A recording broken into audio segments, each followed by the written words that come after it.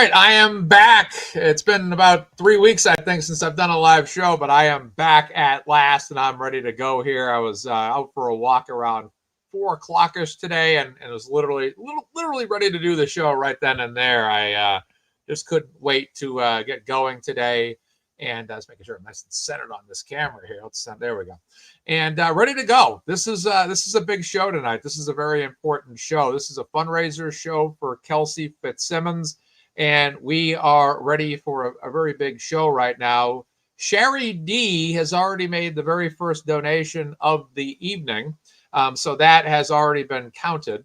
So we got that going on right now. And we got a fundraiser link pinned to the top of the chat. So basically every donation that comes in, we're going to count, because all the donations on Kelsey Fitzsimmons Defense Fund are actually anonymous. So we can't write Mazza, like you can't write like a comment like Mazza. We don't know the amount. So what I do is I take the initial total at the start of the show, and I counted Sherry D's, who messaged me earlier in the chat saying that she already put forth a donation. So I counted that in. So what you're going to do is you make a donation. I'm going to check the total throughout the show. We're going to add that total, and then I'll provide an update every so often. So just to be clear here, the fundraiser link is pinned to the top of the chat. All donations made during the show will count towards the total. Our moderators, if they are here, if they haven't, but a few of them have shown up, we'll drop the link in the chat every so often as well. And this is going to be a very big show tonight. Mike Crawford from the Young Jerks will be here. Attorney Nan Gallagher will be here. And we also have another guest or two that will be a little bit of a surprise here that will be joining us. In terms of all the things that have gone on X and on the YouTube world in the past 2 weeks, I've just made a personal decision to stay out of it. I personally want to just take just support everyone the best I can and always try to work towards resolution. By nature, I'm a type of person that likes to reach across the aisle, see if I can always just try to de-escalate things and just try to bring peace in any way, shape, or form. So some guests here tonight, I don't know how people feel about them. I don't know how they even feel about me. I don't know. But if anybody's out there that has any matter, we're not going to tolerate it tonight. So if there's any kind of negative comments, shots at, any of that happens, please refrain from doing that. I think we have an opportunity here to just always work together and work towards the big issues. And for me, the big thing that I'm for is helping people. Karen Reed, Turtle Boy, Sandra Birchmore, whomever needs our help. Right now, Kelsey Fitzsimmons is in jail, and she's been in jail for quite a few weeks. So I think today, is another step where we think together, work together, and fight the good fight. And I truly believe everyone out here, regardless of your position, regardless of whom you like, who you don't like, I truly believe at the end of the day, all of us want justice for these folks. And I just want to encourage everybody that we have an opportunity to work together and continue to do the great work that we did for Karen Reed. Karen Reed was acquitted of all those charges. Together, we raised over $1 million. It took every single one of us. And I personally feel that Kelsey Fitzsimmons is in a situation where she truly needs our help. And I know all of us are willing to work together. I believe in you guys. I hope you believe in me. I know you believe in me. And we're going to work together. We're going to get this done. We're going to go ahead and push through any storms that come our way.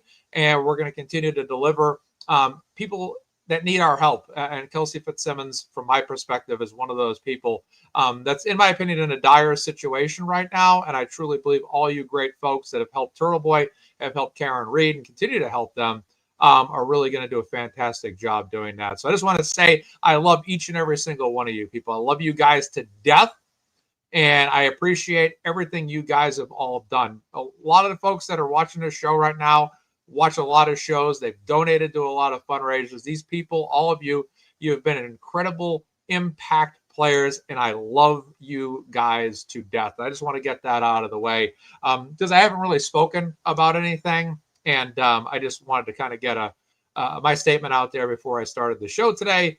Maybe I could have ignored it and not said anything, but I just said, you know what, let's just share. So again, I love you guys, and right now, let's help out Kelsey Fitzsimmons tonight and help her out, and let's try to get her the justice that she deserves. So welcome to MazzaMedia.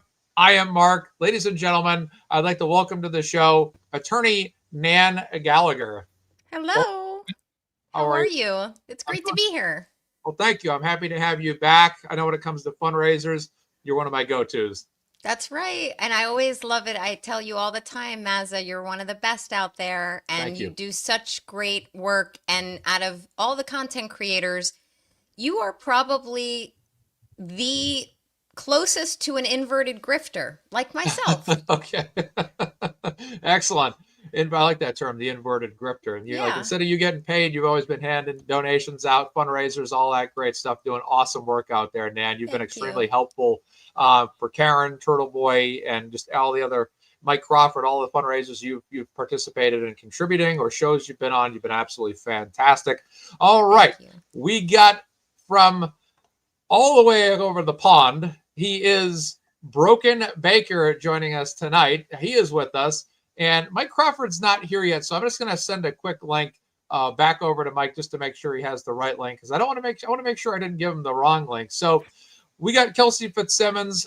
Um, Nan has been And covering this can, case. can I can I just Sure. say on behalf of all the grifters, it's also nice to be here as a full-blown certified grifter. Me and brother Counselor are the two only certified grifters on the planet. So you are the inverted. Me and brother Counsel are the certified grifters. That's Okay. funny. Noted. Yeah. Broken Baker, you're going to be with us only for a limited amount of time tonight. I'd love to have you just lead off. So it's going to be open discussion about Kelsey Fitzsimmons all show long tonight. And I just want to have you kick us off, if you don't mind, just with some of your thoughts and projections, opinions. Well, I did a video yesterday about how geography apparently is a big problem. A big help to someone and a big problem to someone else. Because if you live in Connecticut, you can try and poison your husband twice with antifreeze and get out on bond and go live in Massachusetts with your grandparents. But if you do something that we don't even know what is, because there's different stories. She ducked behind a door that isn't there, or she pulled out a pew pew and never had any alcohol related anything to do with it. The judge will still throw you in prison when there's no reason. And that, I think that's the key takeaway is because there, according to Massachusetts standard, yes, brandishing a firearm is assault with a deadly, according to the law, but you still have this. Why is she being treated like this? I think that's the big deal in this. And listening to that lawyer and her, or that judge, and her interpretation of what happened in her courtroom in the Commonwealth's newest motion. Why is Massachusetts like this? I think that's the big takeaway I have. Why is Massachusetts this way? Yeah, Mazza, you got to it's answer a that. big. You're a resident. I know. I'm a Massachusetts guy, and I always figure this: every single state. I mean, even like I said this just the other night. There's a lot of. It's not just Massachusetts that has their issues. It's a lot of states, right? And that's not to defend Massachusetts, but Massachusetts has a lot of answering to do because they remain to be one of the most controversial states in all of the country when it comes to law and how they conduct themselves. We're looking at what happened to Karen Reed and how far she had to go just to get her freedom. It was a situation where, can you imagine if there were never any supporters, there were never any donations? Kelsey Fitzsimmons as well right now, feeling a financial burden immediately, just like Karen, because their backs up, essentially been pressed up against the wall where she has to come out fighting out of it. Same thing with Karen. It's kind of that same energy, that same situation that's going on right now where Karen was out there fighting for truth. Kelsey's fighting for truth.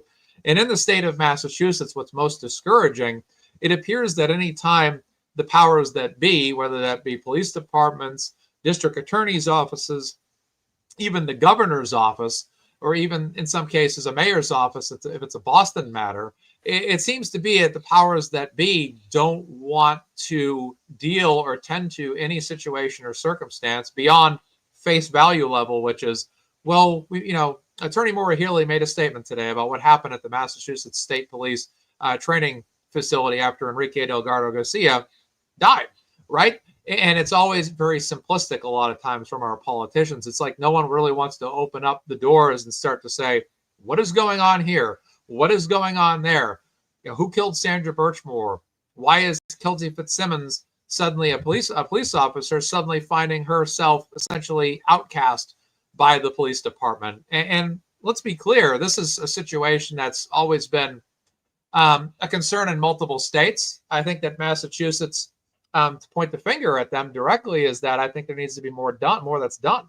And I think there's too much yield from, I look at the governor. The governor has a lot of power. I mean, they did not have to allow Karen Reed to go to trial a second time like that when all the evidence was clearly on her side, when it was clearly, they just wanted to let the system play out. And that's what really bothers me at the end of the day. And when it comes to someone like Kelsey Fitzsimmons, I say to myself, well, here we go again. As soon as the Karen Reed trial is wrapping up, another story. It's almost like a movie where one movie ends and, it's like the end of the first Mission Impossible movie where Tom Cruise completes his mission and he's on an airplane at the end of the movie and he gets his next mission right at the end of the movie. And here we go again. And that's kind of the nature of society, is that if it's happening to one person, you can bet it will happen to two. You can bet it will happen to more. And prior to all that, you can bet it's happened 100 times before to many other people that have probably been sitting there and saying that happened to me. And that's why I've been sitting in a prison cell for the last 35 years, and that's something that's very alarming to me, is that I feel like our justice system, regardless of state and regardless of country, should always be reserved for people that have actually committed true crimes and not necessarily being placed back in jail because they can't complete a scram breathalyzer test that they're physically unable to perform. Those are my thoughts. Can I just say, because I can see you mentioned politics and people that's a thing I noticed because I'm not American. You people really like to hate each other because you vote for someone, which is a waste of time because politicians don't care about you. I would say this is not red, blue, whatever colors you have. This is the old boys club. No matter how you get to be a senator, you have kissed enough behinds that you have flat lips. No matter if you're a Democrat or Republican, all of this roots in the system. I think that's the biggest problem. And I fear that, I know it's a one-party state in Massachusetts, that the next DA coming in will be kind of like Morrissey, plus minus 5%, where you need someone plus minus 30%. And I think that's the biggest problem. I'm covering the Aaron Spencer case as well. He's trying to run for sheriff now because the police didn't protect his daughter either. And that's a Republican state he's in. So it's not red or blue. It's the system. We built you up. We put you in these power positions, but you owe so many people down the line because they gave you your help. So it's the entire system of building up people that I think leads to all of this. In Denmark, we call it, what do you call it when they expect the power and they don't care about other people because they have the power? Entitlement? Yeah, something like that. We have a different word, but I can't really translate it. But it's the thing that you see that all of these, they have been running around in the same little circles for so many years. And I think that really drains you. Yeah, absolutely. Well, we have a breaking news already. We're already up to $866 in donations. I kid you not. We started out, the fundraiser was at a total of $18,478 at the beginning of this show and is already up to $19,344. To all the people that are making donations right now, great job. And that's a huge turnaround. And in just a moment here, Mike Crawford's about to join us. Mark Cunningham's in the chat. He's dropping the link as well. The link is pinned to the top of the chat. Continue making donations. I think we're going to start to see fundraiser shows and donations start to increase as awareness is raised for this. It's the same thing with the Karen Reed fundraiser, or excuse me, the Give, Send, Go. These tend to start with lower amounts of donations, but they pick up speed as the story starts to gain traction. More people become aware of it. And Mike Crawford from the Young Jerks posts the link to her Facebook group, which is right there. And also, I want to bring to the stage right now everybody's favorite jerk, who may not be, he doesn't think he's so young anymore. He thinks he might have to change the name, he said. But Mike Crawford from the Young Jerks is in the house. Mike, how are you doing, sir? Good to see you. I'm the old jock, as Loophole Lawyer calls me. Yeah. He's a wrestler too. I don't know if you guys realize that. I found out the Loophole Lawyer was a wrestler too. I didn't know that. That's awesome, man. Mike, Nice. you've been a frontline guy on this. You've been really, I'd say, the foremost content creator on all of this. You've been making quite a few appearances in court, and your most recent visit this past week was really really I don't even know a word for it. It was very, very just not what you'd think you would have expected. It was very disorderly in a sense. It's funny too, because it didn't start off too well. I actually left, and I found out it got better after we left. So, you know what I think is most interesting is that judge, that Kathleen, whatever her name, McCarthy Nyman, she was supposed to be at that hearing. And Wow. all of a sudden she's not there. So the question, I mean, I feel like the heat is getting to them. They aren't used to this. You could see that judge. I actually met that judge. I went to jury duty, and he was the guy that was questioning me. I believe he's the same guy. And yeah, you could tell he was noting the people there. And, you know, I feel like she felt it this week. I felt like she was like, I don't want anything to do with this. So the interesting thing is November 25th, next hearing. Which judge is it going to be? Is it going to be him? Because he actually seems cooler in the end. Like he actually got his shit together and was nice to Bradel in the end. Let him do the Zoom after I left. So I found out that later. But yeah, is it going to be her or is it going to be him? I hope it's him because he seems much more chill, like reasonable, logical.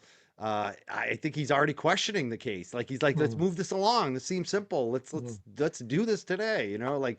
Where the other one seems like she's just worse than Bev. She's like Bev times 10 to me. Yeah, jeez. That's what I've realized so quickly myself, Mike, is that it seemed very quickly that this woman was a lot more. I mean, we all hated Judge Cannone, you know, obviously as Karen Reed supporters, but oh my word, this woman's just it's evil. It really is evil. But you know, I'm going to talk about something really positive. We've already surpassed.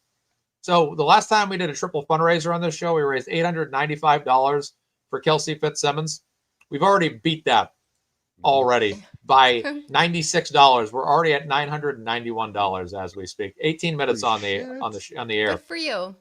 Yeah, and you know, like it's you could feel it in the last 24 to 48 hours. Even Yeah. after, you know, that last hearing before with, you know, with Kathleen, you know, whatever her name, McCarthy Neiman, that was like a big boost to her.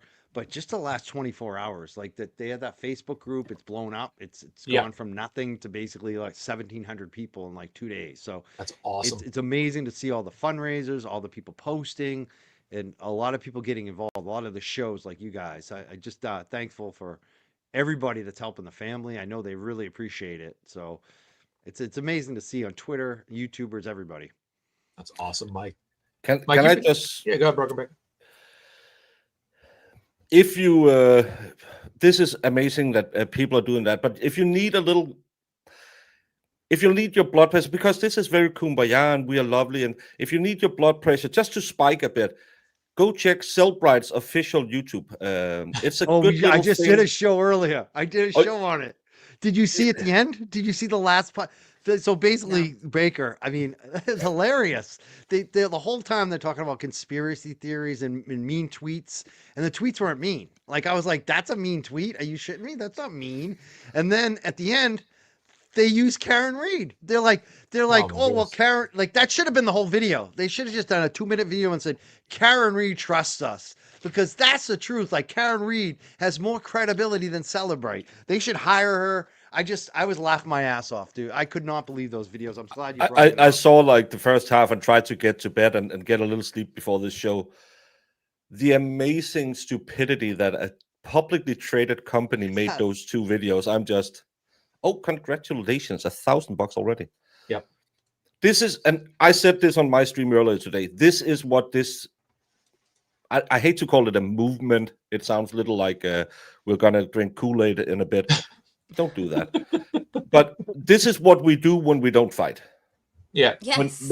When we come together, when we sit and we talk and we accept that everyone is different, and we don't have to all kiss each other. Some of us can do with a handshake. But when we come together, we raise awareness. And some people are like, yeah, well, I can't contribute. No, but you can watch, you can share, you can give a like, and you can help us with all of that. And we're just the stupid talking heads who sit on the screen. It's all these amazing people who hang out in chat, who come in and contribute. And you're the people that we should thank, because we just get to sit here and tickety talk. But it's all of you who does amazing stuff like that. And I think Absolutely. it's also the convergence of these cases all at the same time, whether it's the prolonged cases of Karen Reed and then the Turtle Boy undercurrent that's been throughout. Then we have Kelsey's matter. There's Sandra Birchmore. There's the Miles King matter. There's Brian Walsh, although I'm kind of holding him aside a bit because even though some of the law enforcement is the same and the overarching issues, some of the issues are the same, I hold Brian Walsh separately in this list. But the convergence of the cases makes now a very good time to have this groundswell of attention and to build upon this like a force multiplier. Absolutely. It's Absolutely. amazing to see it. It's amazing to see. Yeah, go ahead. As you said, Mike, I don't think they ever really figured out what hit them with the Karen Reed. I thought, oh, it's going to be one and done. It's just that stupid case. They're going to move on. But even Brian Walsh, who I think is going to be toast because he couldn't keep the Google searches out. And there's a lot of stuff. And someone said, oh, you always believing people are guilty. No, I know juries. Juries will see a lot of it and say, yeah, well, sadly, juries are not that objective. But I think Massachusetts really misunderstood what this was. They thought this was just I saw a lot of people coming. You wouldn't do it if it wasn't a pretty blonde lady. I would do it for the worst person in the world if I felt they were being stumped. Yeah. Miles King, who went out and broke his GPS bond, pretty dumb, but he still needs a fair trial. And I think all of us in this community all believes that Massachusetts doesn't give fair trials. A lot. I mean, it's funny because I found out about another case this week. We find out about so many cases. This woman recently, in the last couple of years, got released from jail.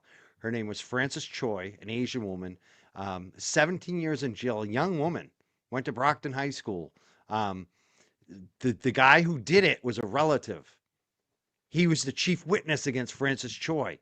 The DA's office, racist emails. Sound familiar? Racist text. DA withheld DA's office, the first assistant attorney in Bristol County. This was actually in Plymouth County. She since moved to Bristol County.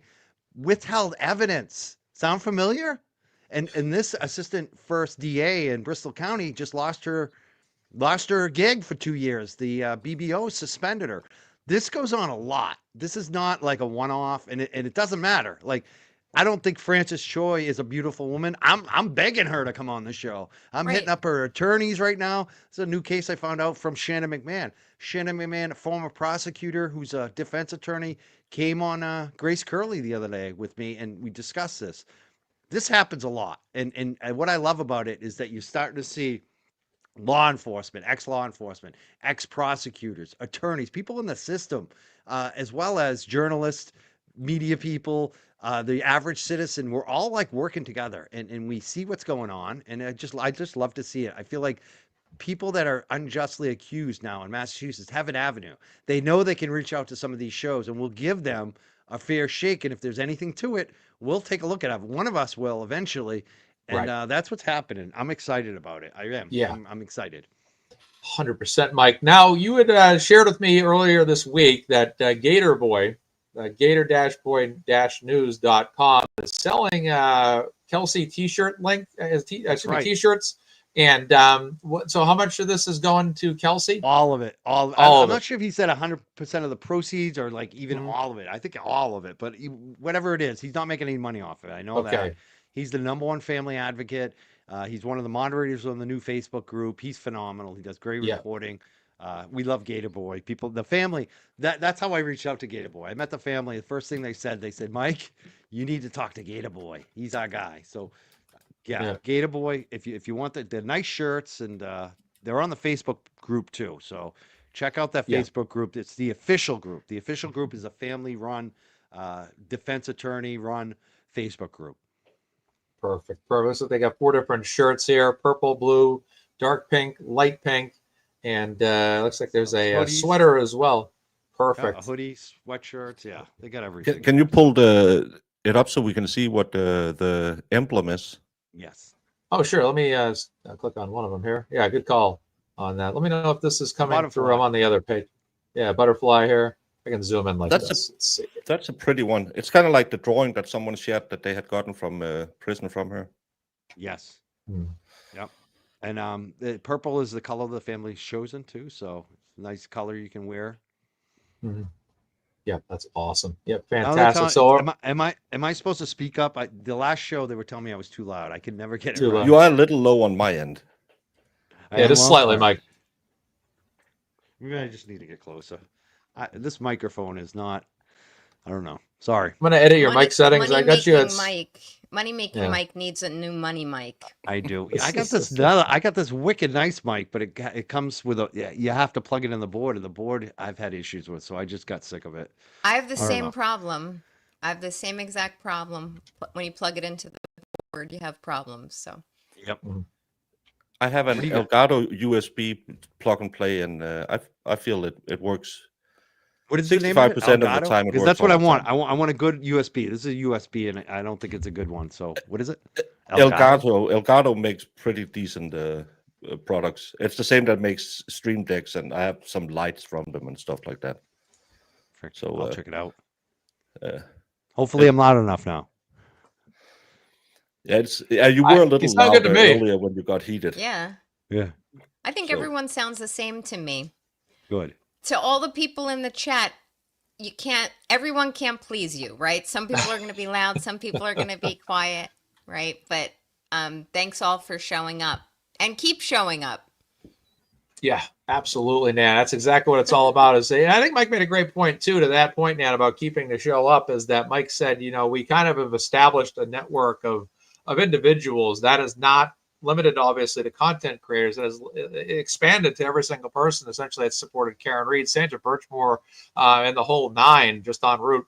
And I think that's what's so powerful, is that we have so many folks that are not just interested in Karen's or Turtle Boys' cases, but they're interested in other true crime cases as well. And we can very quickly together, throw together a fundraiser show or any kind of awareness on a case in a moment's notice. And in a matter of weeks, like with Mike. I mean, Mike, you've talked about so many different cases on your programming throughout the years. And once you started talking about this, how quickly it just starts to get awareness out there. And it's absolutely huge, man, what you've done. So, man, great work, Mike. You absolutely deserve a round of applause for what you've done. And I think it takes a lot of strength to get that story out there. I think you're one of the first people to get that story out there as well, among the first at least. And once I started to hear about it as well, I said, wow, this is, for me, there's a lot of commonalities here that enraged me about what happened to Karen Read, that really got me to say, well, I think this is a story I'd like to, I think I had even messaged you at one point saying, Mike, I think I'm going to join with you and helping with this effort, in my own manner, of course. But, I definitely have seen you do a tremendous job, multiple shows. You've connected with a lot of people that are close people with Kelsey or the family themselves. And you get the Facebook group out there. You and I communicated with the Facebook group link to make sure that was shared today. We'll be dropping that in the chat throughout the show, everyone. Of course, the Gator Boy t-shirt store as well. That information is very huge. And I think just before I transition back to, I think we're going to go to Nan here in a moment. Maybe Mike. We'll go to Mike to rebuttal. I think that the biggest thing in all of this is when you strip away all the controversies, the cover-ups, the frame jobs, the corruption, all this really at the end of the day, it comes down to fundraising money. It comes down to these people like Karen, Aiden, Kelsey, whomever having the funds to fight this. And with Karen Reed, we saw Michael Morrissey literally admit in an email that was leaked that Karen Reed's defense was uncommonly well funded. And it was uncommonly well funded because of all the people, every single person that raised awareness, every single person that donated $1. And what we're starting to showcase right now is if you want to start to go after a woman like Karen Reed and frame her, well, guess what? There's going to be a lot. If there's one Karen Reed today, there's a lot of them tomorrow too. And if you want to go after Kelsey Fitzsimmons, we're more than happy to start doing fundraising shows for Kelsey Fitzsimmons and help driving her fundraising total from her defense donation total, which was at just a matter of $1,000, a couple $1,000 a week or two ago. And all of a sudden, look at it, we're driving towards $20,000 as a collective unit. So we're starting to show people in this state, guess what? You're not going to push innocent people around. Or, if there's a level of whatever medium there, well, guess what? You're not going to accuse them of something they didn't do. And that's what's happening to Chelsea here. And we're here to fight that. Mike, I'll give you an opportunity to speak to all that. If not, we'll go to Nan. I got a lot to say, but it'll be quick. I'll say I'm not the only one, obviously. Melanie Little's done great work the whole time. Defense Diaries, Grace from Dream Free Media, phenomenal. There's been a lot of them. I'm sure I'm forgetting some, but there's a lot of people covering it. We got a lot of people on this panel that have been covering it. Bettero's spoken about it. Nan's spoken about it. A lot of good people have stepped up on this. Even beyond the money, it's great that, like you said, when I first started, it was under 1,000. I mean, it's gone enormous quickly. But the other thing is, and I know this just because I've got some legal issues. I've been being sued, and I know this even just for me, but even watching these families and like Karen and examples, but it's every time someone gives you a donation, it's not just about the money. The money helps because we need the money when you're defending yourself, but it's the morale boost. You're like, that's even if it's $5, even that $5 isn't going to go far with your lawyer, but it's the fact that someone took their time to give you that $5. That means so much to Kelsey right now. It meant a lot to Karen. It means a lot to me when I see those dollars, those small donations come in for my defense fund. I'm sure Aiden feels the same way. It means a lot. It's a morale boost. And when you have all these people watching and supporting you, it matters. She's getting letters. She's reading them. She's even watching some of the shows during the day. She doesn't get to see the late night ones because they have a curfew. But during the day, a lot of times she's getting calls from her father or her legal aid, and they're putting it right on. They're showing their computer so she can watch and see. She can check out the Facebook group. She's reading your posts. So that means a lot. And the numbers, the people supporting. So it means so much when people step up. And that's the big thing. You guys don't even know how much of a morale boost it gives her when she's sitting there by herself in jail. So yeah. And the family too. And that's the thing, the parallels between Karen and Kelsey, I'm seeing it. Mm-hmm. Two strong people, two smart women who aren't going to take this. They're going to fight, and their families are strong. I see both, the Bill and William Reed.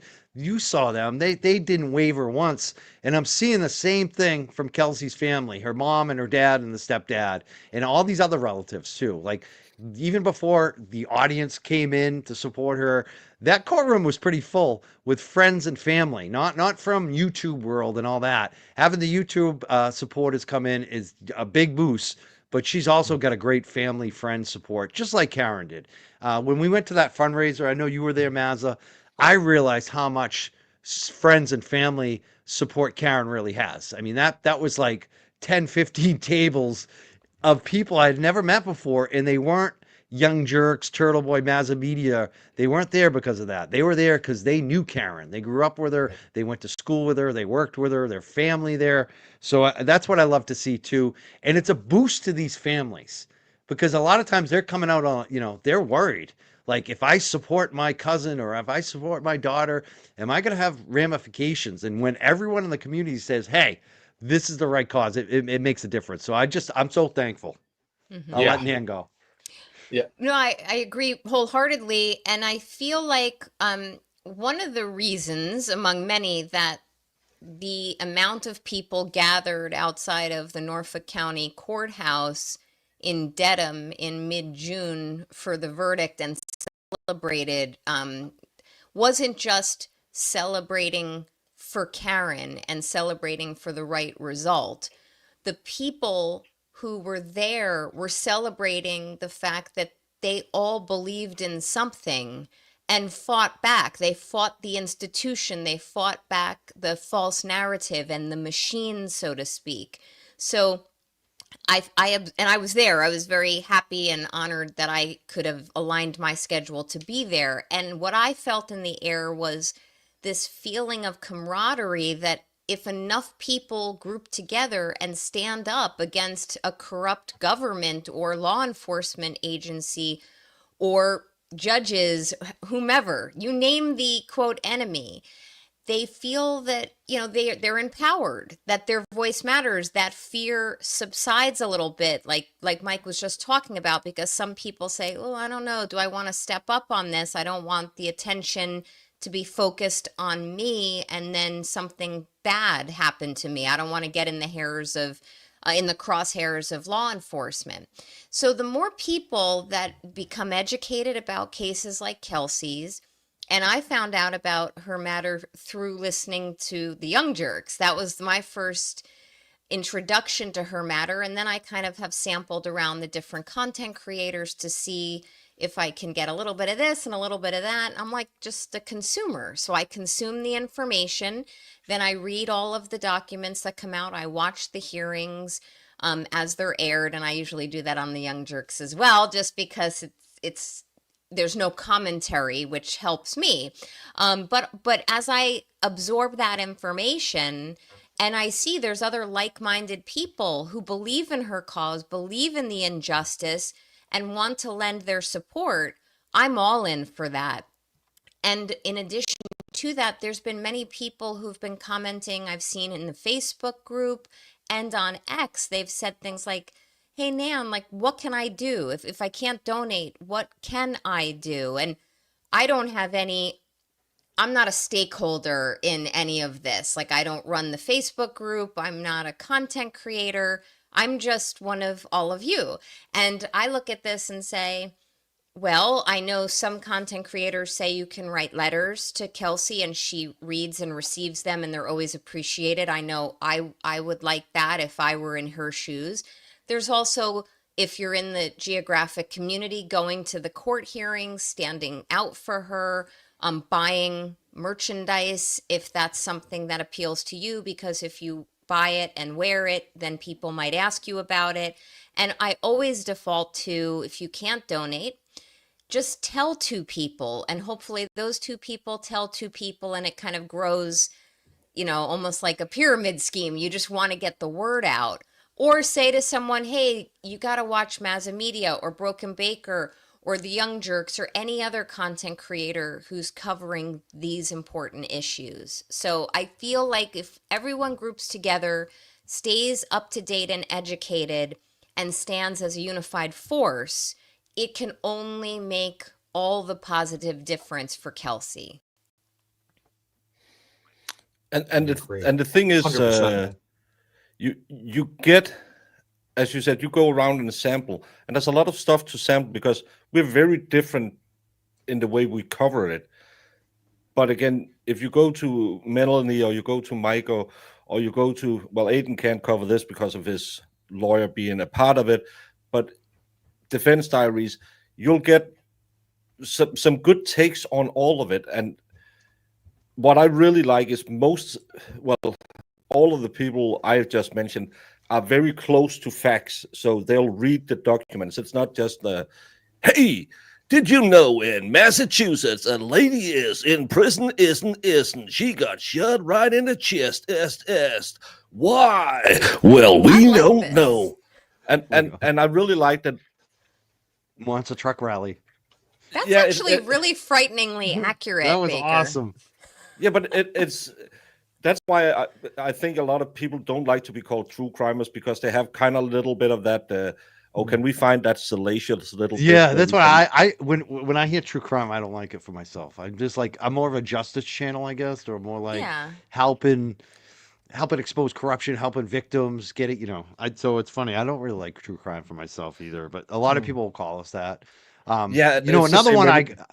Everyone calls us grifters. Yeah, we are grifters because you shouted out the, and I gotta hit this guy up. I didn't mention him. You've already mentioned his name, Brother Counsel. He's been doing phenomenal work on this as well. I gotta make sure I get the. Yeah. I gotta get my certification though. I don't know why he hasn't. Is there a test? I guess there's a test. I There have is to a take test, with and him. I'm the only one who ever took the grifter test. So I'm the only certified grifter except by the council. I gotta talk to him about that. I need my certificate. Can't That's just funny. be Baker. We need a couple people get certified. Hey, let in me have grifting. something. I don't go on all the ratchet lists. I don't go on the worst streamers out there. I don't go on. We hate this person this week on YouTube. Let me have my grift spot. Right. Kind of like He is Twisted hilarious. Tragedies. He's the one who I has all love the how- Amazon yeah. wish list. I love how people don't get his jokes sometimes. Martin, Brother Counsel, I just crack up. It's just like, I do you too. really didn't get that one? You didn't get that one. It's hilarious. I love him. He's so dry. He's got that dry sense of humor. I love that. I Very think good. he has the same with me because he'll just give it in this face, and Yes. people are sitting there. Oh. He's being serious. Yeah, I made a hypothetical thing today about Karen Reed and how the O'Keefe would be better off just settling and get some money out of it instead of going to trial. And someone came in the middle of it and said, "What are they settling for?" No. This is Yeah. just my face when I try to be look serious. Relax. Let's Yeah. have to have a flashing light. This is a joke. You're right. Exactly. Sarcasm alert. Yeah. Here's a Quick special update. light. A quick update on the show. Someone in the chat had suggested that I add the links to the Facebook group and the T-shirt link to the description of the video. I have done that. That's in there now. So if you guys want the Defense Fund link, the Facebook group link, or the T-shirt link, or all three, they're all in that description of the video now. So thank you for the suggestion. I can't remember who asked that, but that was a great suggestion. Thank you. That's great.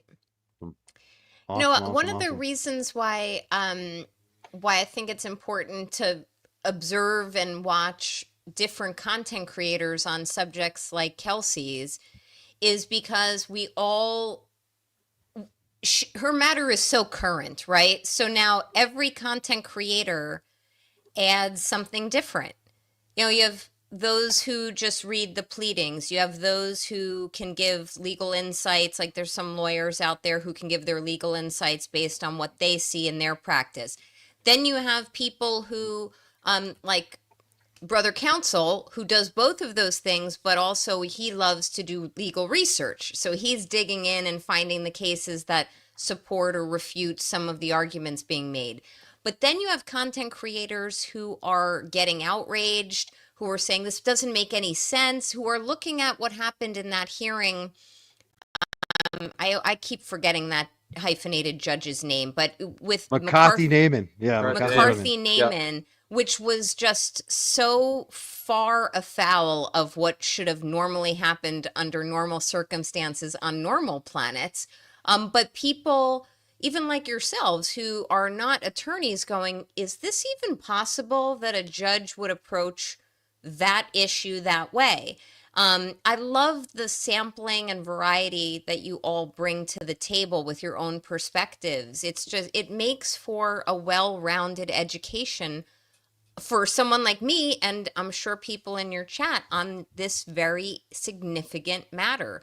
I mean, this wasn't a bunch of grifters jumping to the next grift or inverted grifters jumping to the next inverted grift. It's a really concurrent, unfortunate situation where her rights are getting trampled upon, even at this point. I mean, the judge the other day was saying you could have a trial next week on this matter. They haven't even had discovery yet.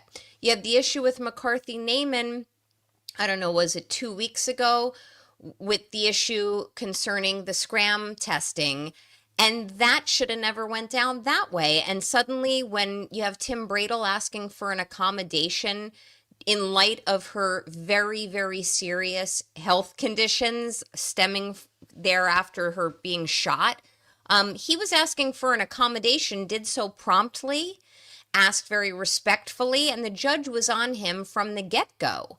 So all of these issues, as they kind of converge, make this so important to keep talking about. And the buzz is, I'm seeing a lot of buzz on this, and a lot of interest from people who want to learn more about it. So keep it up, guys.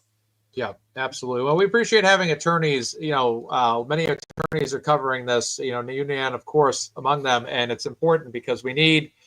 Like, we're not us ourselves. We're not attorneys. Like, someone like me is just a guy who sits in a chair, who's upset about what's going on, wants to raise awareness, right?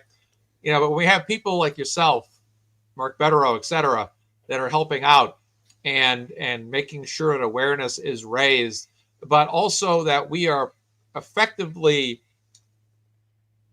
counseled by you, an attorney, to make sure we understand there's a legal, not only what we're thinking and saying is correct, but there's also a legal verification from someone like yourself that can say, you guys aren't too far off because there's a legal means about how this is uncommon. Is there a judge out there that's, like you just said, medically? Yeah. Why is her medical situation? And it's not like, for example, she was never shot and she's just saying she can't breathe. It's very well known that she was shot, and you'd expect the judge to say, we're going to assign you this particular type of test for your blood alcohol level. Do you believe that you're physically able to do this? And I saw a point made. It might have been in Mike's chat from his show yesterday. I got the catch earlier today, where someone had said a lot of times people that take those tests are not really sure how to really fully operate it until they actually get to use it. But in this particular set of circumstances for Kelsey, she has a physical limitation where she might have to do this, 3 to 4 times a day. It's a torture device. I mean, I hate to make a comparison to the movie Saw, but it's a situation where what the heck's the difference? You're putting someone in a critical situation, saying, oh, by the way, if you don't complete this, if you don't do it, you're going back to jail for the littlest thing. This judge, when she allowed her to go home that day, made it perfectly clear that she gave her certain exceptions where she could actually go on an approved route to a medical facility, right? So how does that rule out a situation where she can go to a medical facility to do a blood alcohol test, a certain, maybe once a day, and do that? Why is this such a situation where, no, it's an in-home, you must take this particular test, and if you can't do it, I compare it to someone that, if someone's confined to a wheelchair, are you going to force them to stand up and walk when they are physically unable to do that? And if they are unable to walk, are you going to lawfully punish them for their physical inability to do so? That is why all of us are so entirely outraged about this, because regardless of this whole situation, nothing has outraged me more than this judge sending her back to jail and then trying to act like, and I think, Mike, you said this on your show, that they've exhausted every resource for her, and taken everything into consideration before they made their decision to send her back to jail, as if they at no point had ever known that she had an issue. And then, they send her a medical letter, but that's disregarded as well. These are the things. Count. That's what you wanted, but that doesn't count. Yeah. You know what? The thing about this case too, I gotta say, is like, it's not just going to be if this judge stays on, it's not just going to be her. It wasn't just Judge Cannoni that kind of, there's a lot more in the Karen Read than just Judge Cannoni. Right. And I think in this situation, we're going to see the same thing. I'll say that I've already sent the defense a witness, not a witness to the incident, but just, you'll see, there's going to be some shit that's going to come out on some of these people. And I'm just saying, and I wouldn't doubt it. To me, this judge seems so personally invested in protecting Noonan, the large man with a gun, not even the baby, not even the boyfriend, Noonan. So I always wonder about that. But I think this police chief, Gray, man, he's got a lot of skeletons in his, in his background, playing pranks on subordinates, putting objects in front of elevators, moving people's cars. Imagine if you work for somebody and they move your car to when you can't find it. And you're a police officer. Jeez. Yeah. These people have families. What if there's an emergency? All fun and games. This guy got sued twice by 2 female police officers in the last 5 years. There was also an incident way back where they beat the crap out of this guy. and he died, and he won $1 million. You know, they gave him $1 million. This Mass State Police, the Essex County Sheriffs, and North Andover Police.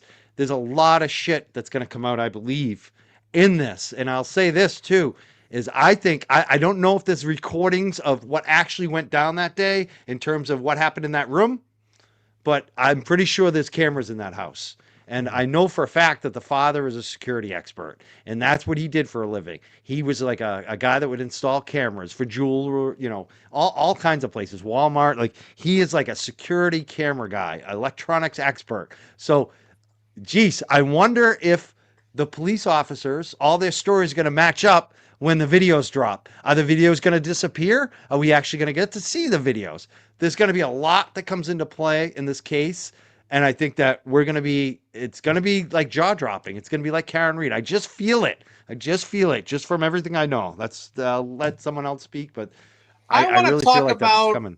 I want to talk about the security camera situation, because this was said by you a few times on your show, and it's really piqued my interest. Now, you're saying that you learned that her father was basically he was a security camera installer, basically. Like, he would go to someone's house, like a member of ADT or something, for example. Businesses, like, you know, okay. like jewelers, like Okay. jewelry stores, jewelry. Right. You know, a guy that owns $1 million home and has jewels at his house, or Right. businesses, and especially like he worked a lot with Walmarts. A lot of Walmarts he was doing Yeah. security at too. So yeah, he's got a security background.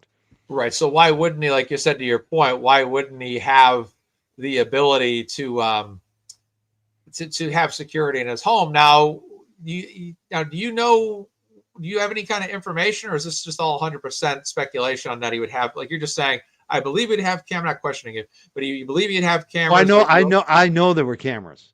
Okay. I know that. I'm not going to say too much more about it, but I will Okay. say I know there were cameras. I don't know what was recorded. I don't know if it was actually in the room that the incident happens. I kind of doubt that, but it's possible. I just know that, number one, I know that where her house is located, it's not like a super secure area. It's kind of like isolated. So you know, he's going to protect his daughter and their baby, you know? So, and he's very hands-on in terms of fixing that house up and getting it sold. The reason why she's selling it is because she doesn't want to live there, the most horrific incident of her life. So that's one of the reasons it's being sold. Yeah, he's a good guy. I like him a lot. Yeah, Steve, that's awesome. But that there's piqued so my much interest. Yeah, go ahead. There's so much to dig into. It could be just having audio, because reading the officer's statement of how they went about apprehending her child that day was having the fiance coming to the house. You're right on the spot. Like, where was he? Does where he was, does it match up to what he said? And the same thing with the other officers. Where were they? And I think some of the video, even from the outside of the house, you know, maybe in the garage, it's going to capture different things. But that's not even the thing. Is more basic. I see traffic stop because I really like to hear the I'm going to smash your glass and then taser right after someone has told them they're a traveler on the land. I love those kind of videos. If you have a traffic stop, the officer will say, I'm just going to place you in handcuffs for everyone's safety. Why do you let a woman who you know will have some kind of pew-pew in your house walk around alone? And the officer said our lieutenant was called down to take care of the fiance who arrived. Then I read the fiance's motion to have, I think there was the money or something. There was the motion where he told his story, and he said they were called, him and his sister were called to the house. Why would you ever put gasoline in a fire and bringing in the spouse in a situation like that can only explode the entire thing? And that's why this case, because pulling out a pew-pew, it'll get you in a lot of trouble in front of an officer. But the entire lead-in to all of this, there's so many things. And I followed a case with a young kid who actually now both have unalived his dad and his mom. But there was audio recordings from inside the house where the mom was yelling at him, screaming at him, because he was at his grandma's house because they couldn't stay together. They got into fights, and I think actually those audio recordings helped free him, because you could hear how she was yelling at him, even though the court had said, stay at your grandma's house and keep separate so you don't get into all these fights. So it would be wonderful, just audio. It would be fantastic to hear what is going on in that house. And now they changed the story. She was launching behind the door, coming out with there's no door. All the stories, all the cops' stories don't match either. They're all different. Yeah, I know you and Melanie had the latest filing. It's not on the docket, so I haven't read it. But when I heard all of that, I think, we need Sleuthie Goosey or someone to sit and go through it with their highlighting pens, because that's another thing that's so great. We should thank all of these, Olivia, Sleuthie, all of these people who do all of this heavy lifting, putting all of the documents together and highlighting everything. There's so many amazing people. And talking about amazing people, you are all amazing, but it's 1 a.m. You gotta go. And I'm not amazing at this hour of the day. I'm amazingly tired. Thank you so much, Mazza, for letting me be a part of it. Nan, thank you so much. Always a pleasure, you got Baker. You're welcome. And I definitely thought of you, like I told you before the show. I've seen you covering this as well, and I want to try to get an extension, extend the invite to as many folks as I know are covering this as well. And just as well, thank you for covering this as well, Broken. And it's important that I think, just like with Karen Reed, the more people that cover it, watch it, follow it, spread the awareness, whoever you are out there. It's extremely important. It's great to see your show covering that as well, Brooke. And we appreciate having you. And hey, let's do it again, man. Always. And keep fighting the good fight. And to all you wonderful 858 people watching right now, this is only possible because you're here. We can talk into the void, but it's all of you amazing people that makes YouTube think, this is something that we want to move. Go on the Twitter and talk about it, share it. Everything drives the algorithm, and algorithms let people know this is out there. And I'm out of here. Thank you all so much. Take care, man. Sleep Bye. well. All right. Bye. Broken Baker, Bye, ladies Baker. and gentlemen, great guy. We love him to death, and he's really awesome. I love his personality and everything he has to say. He's a great guy. He runs a great show. Broken Baker on YouTube. You can follow him on X as well. Give him a follow. Follow his channel. Follow him on X, and he's a great guy and runs a lot of great shows and talks about a lot of cases and various topics as well. We love that man. And I'll raise my head up just a little bit here. There we go. We're back to the 3 shot here on the camera. We're up to about $1,911. Glenn Massoud's just made the next announcement there.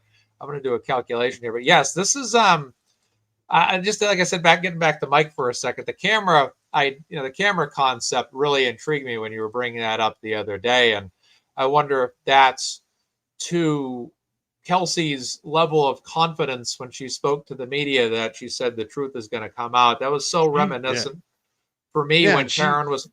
Go ahead, Mike. I'd say she knows what happened, you know, and there's other things too, like the boyfriend. And we haven't even talked about the boyfriend. Mm-hmm. I mean, have you seen the post in the hot tub? Maybe not. Yeah, explain that. Tell us. While she's pregnant, this is what my source says. Someone has posted it online, and it's basically a, I don't know if it's Tinder or whatever. I'm too old for that stuff.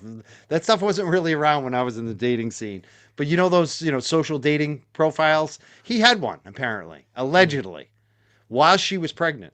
Wow. And it got posted to like one of those Facebook, those Facebook groups where the women want to find out if men are, men they're dating on Tinder are married. And they're like, do you know about this guy? Is this your husband? Do you know about those Facebook groups that exist? Well, somebody posted it there and said, this guy says on March 20th, he's not going to be available. Well, that's when Kelsey was due. She gave birth earlier than that. But basically, that seems true. From my source, that is real. And Kelsey knew about it. She found out about it. Wow. So that's one thing. There's also the fact that, the boyfriend goes and gets the restraining order, claims she's dangerous, that he's scared for his life. And keep in mind, she's got a gun. She's gotten her gun back. And he goes to the house to retrieve his gun. And she's there. And there was no incident. And no police officer went with him. So there's a lot of inconsistencies with this boyfriend. And the fact that he tried to go after her money. Mm-hmm.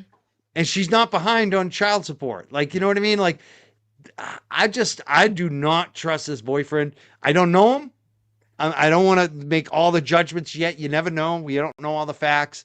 But I like I said, I think there's going to be a lot of main characters in this, from Patrick Noonan, her, the police chief Gray, and the boyfriend and the judge. There's a lot to get into. There's also the fact that Kelsey and her partner, Mr. Noonan, the guy who ended up shooting her, they went to a house where a baby and her mother, right before this incident, a few months before. And apparently that really messed up Kelsey. Mm-hmm. And Kelsey was pregnant at that point. And they even left her outside to like do security for the incident, because it was like, newsworthy incident. And, the chief didn't offer anything. This is the same thing that's going on in Haverhill. These police officers, this is what I hear from a lot of retired police officers, and even some of the current police officers off the record, is that they get no support. They get no mental health support. They're told, Kelsey got a free pizza. You got no mental health counseling, got no support. And if you say, I'm having issues, this is messing up my head, I'm depressed, they might give you off a day, but not even that. Usually it's like you're going to get demoted. You're going to get teased. You're going to get put down.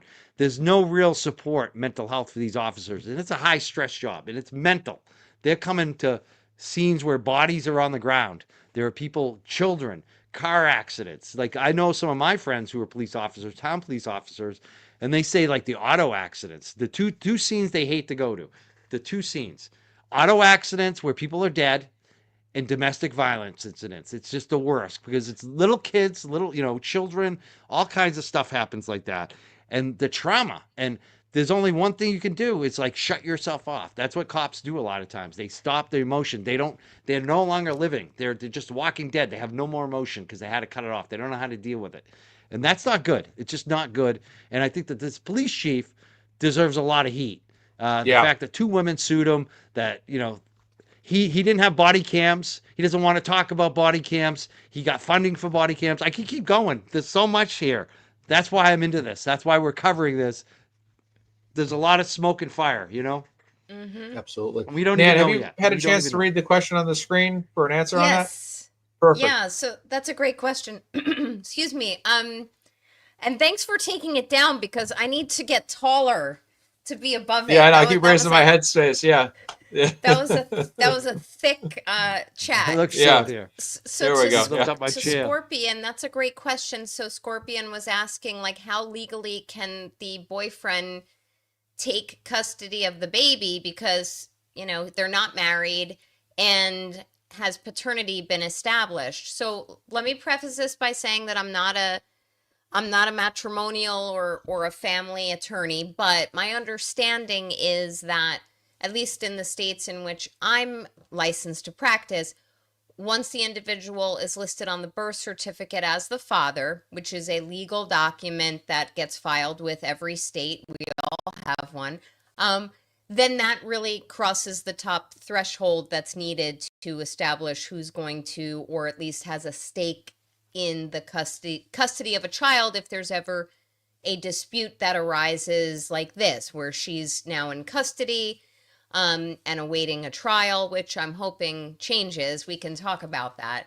But also, I don't know if there has been a paternity test or not, or if there's been any question that has been raised as to paternity. But ultimately, in a situation like this, they get very messy very quickly with whether it's the alleged father of the baby or grandparents that are fighting for custody. I imagine, and maybe Mike, you've heard, I don't know, I would imagine maybe there's some concurrent domestic issues going on in the family courts to try to get a hold of, like, who's going to have custody or remain. There Yeah, definitely is, but it's being delayed because she's been jailed. So she hasn't been able to really prepare for it. Yeah. The grandparents don't even have access to the baby, which to me is It's just horrible. outrageous. Yeah. It is. And there was one other point I wanted to make, which was that as far as postpartum depression. So I know you were talking a few minutes ago, Mike, about how that incident at another response site had rattled her as a pregnant mother. And we also have, and I saw there was someone named Dusty in your chat, Mazza, earlier, who kind of said this is bringing attention to, or we hope this brings attention to postpartum depression. And I can tell you both, not from my own personal firsthand experience, but just as a female who has had babies, that this is a very, very important issue that is very relevant to this matter. I would be extremely shocked if Kelsey's attorney or attorneys don't bring this up as something that she's been dealing with, and it's been going through her mind, and it may have affected her actions or colored her mindset on the day in question. Now, my understanding is that she had been cleared to return to duty, got her firearm or firearms back. But, you know, postpartum depression, from what I understand, and I'm not an expert on it, it just doesn't go away. You don't just snap your fingers and one day enough time has passed since the baby is born that you're all better. So there were issues going on with her, and they probably are still now. They're probably exacerbated now that she's in custody, and I don't know if there's any access she's been given to her child. If either of you know that, I'd be interested in knowing. None. Zero. They wouldn't And allow her that's to see her when also- she got released. Yeah. And that's interesting to me because I didn't read up on that very issue, if they're allowing like custodial visits in jail for the baby. That is such that's such a travesty to me. Isn't it? Just because I don't know the baby's situation or Kelsey's situation in terms of whether she was actively breastfeeding or anything like that. But there's just baby bonding time that Totally. is so vital, not only for the mother, and it really Yeah. does have a benefit for the mother, but for most certainly for the child. So I'm hoping that throughout all of this, that the postpartum depression remains forefront in a lot of the story that's unfolding here. Not as an excuse for actions that she may or may not have taken, but just as a piece of the puzzle that has to be considered in all of this. Then you throw in the fact that this boyfriend / baby daddy is, he's really doesn't appeal to me as a person in terms of some of his conduct and his actions. The fact that he's now taking interest in her, the assets, if her home is sold and he wants to acquire some type of stake in all or some of those proceeds when they are desperately needed to fund her legal defense. This guy sounds like a real chump to me, and I worry for this baby, and I worry for Kelsey. She needs all the help she can get. Totally. And I'm going to do everything I can, which is not much, but I'm just going to keep talking about her. Yeah. And before I This is forget, money. Mazza, there's a North Shore Nacho Night event a week from 20th. Yes. Yep. Yes, October 20th, and I'm going to be up there that JJ week. Grimsby. JJ Grimsby, Stoneham, Mass. I love that group. They raise good money, and I think one of the family members might be going too. So That's great. that's Yeah. amazing. I'm glad you brought up a lot of good points, Nan. You always do. Just the whole postpartum thing.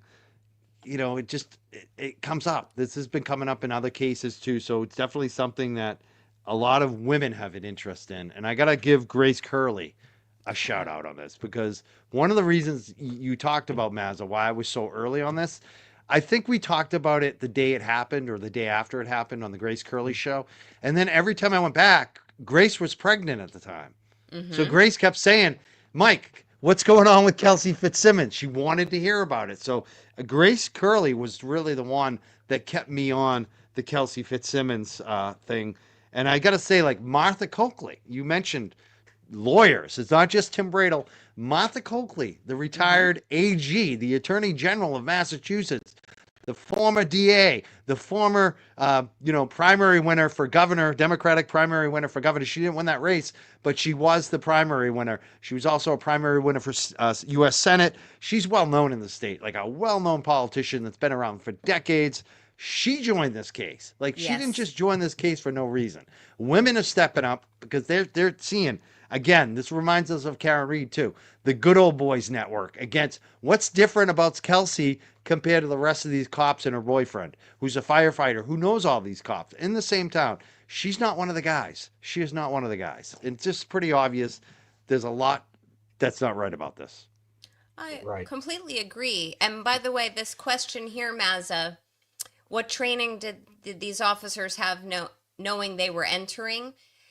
Well, first off, I'm sure that someone could point to some training that these officers should have had that's in Right. some policy and procedure manual. And you know who might be a great individual to speak on that is Todd McGee. He often goes on Brian LTL Media's channel to give insights from a law enforcement perspective. But most interestingly to me, to Al Dente's question, is this judge, the male judge, as of this past week, was like, you guys could have this trial next week. No, they cannot. They need to explore discovery.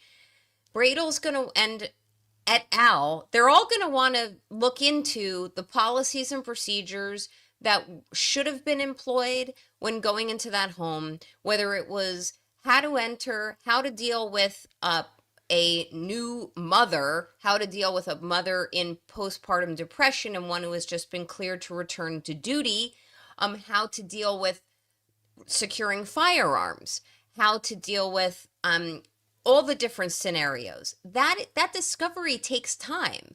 And that's just a limited piece of the discovery. Then there's a whole other aspect to this in terms of how was her mental health.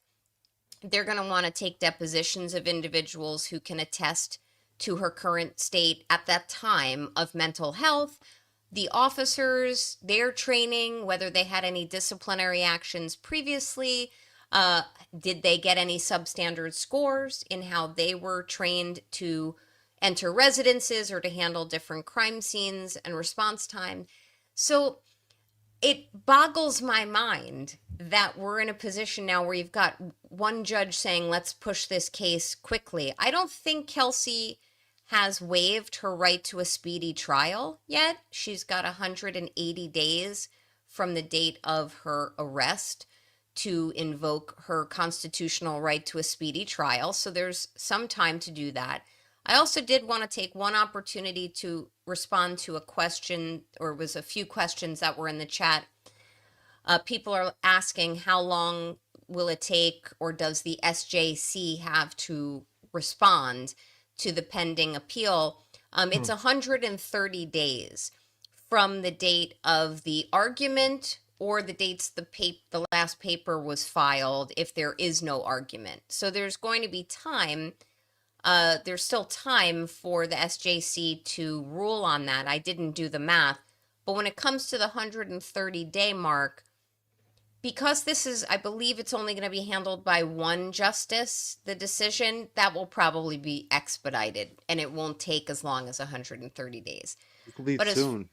Yeah, I I'd think love it's to going to see be her very out soon. again. She needs to be out. I mean, this is the problem with all that is, are they going to believe what those prosecutors wrote in the filing? Because it's really slanted. It makes it look like her and Bradel had some scheme. It's ridiculous.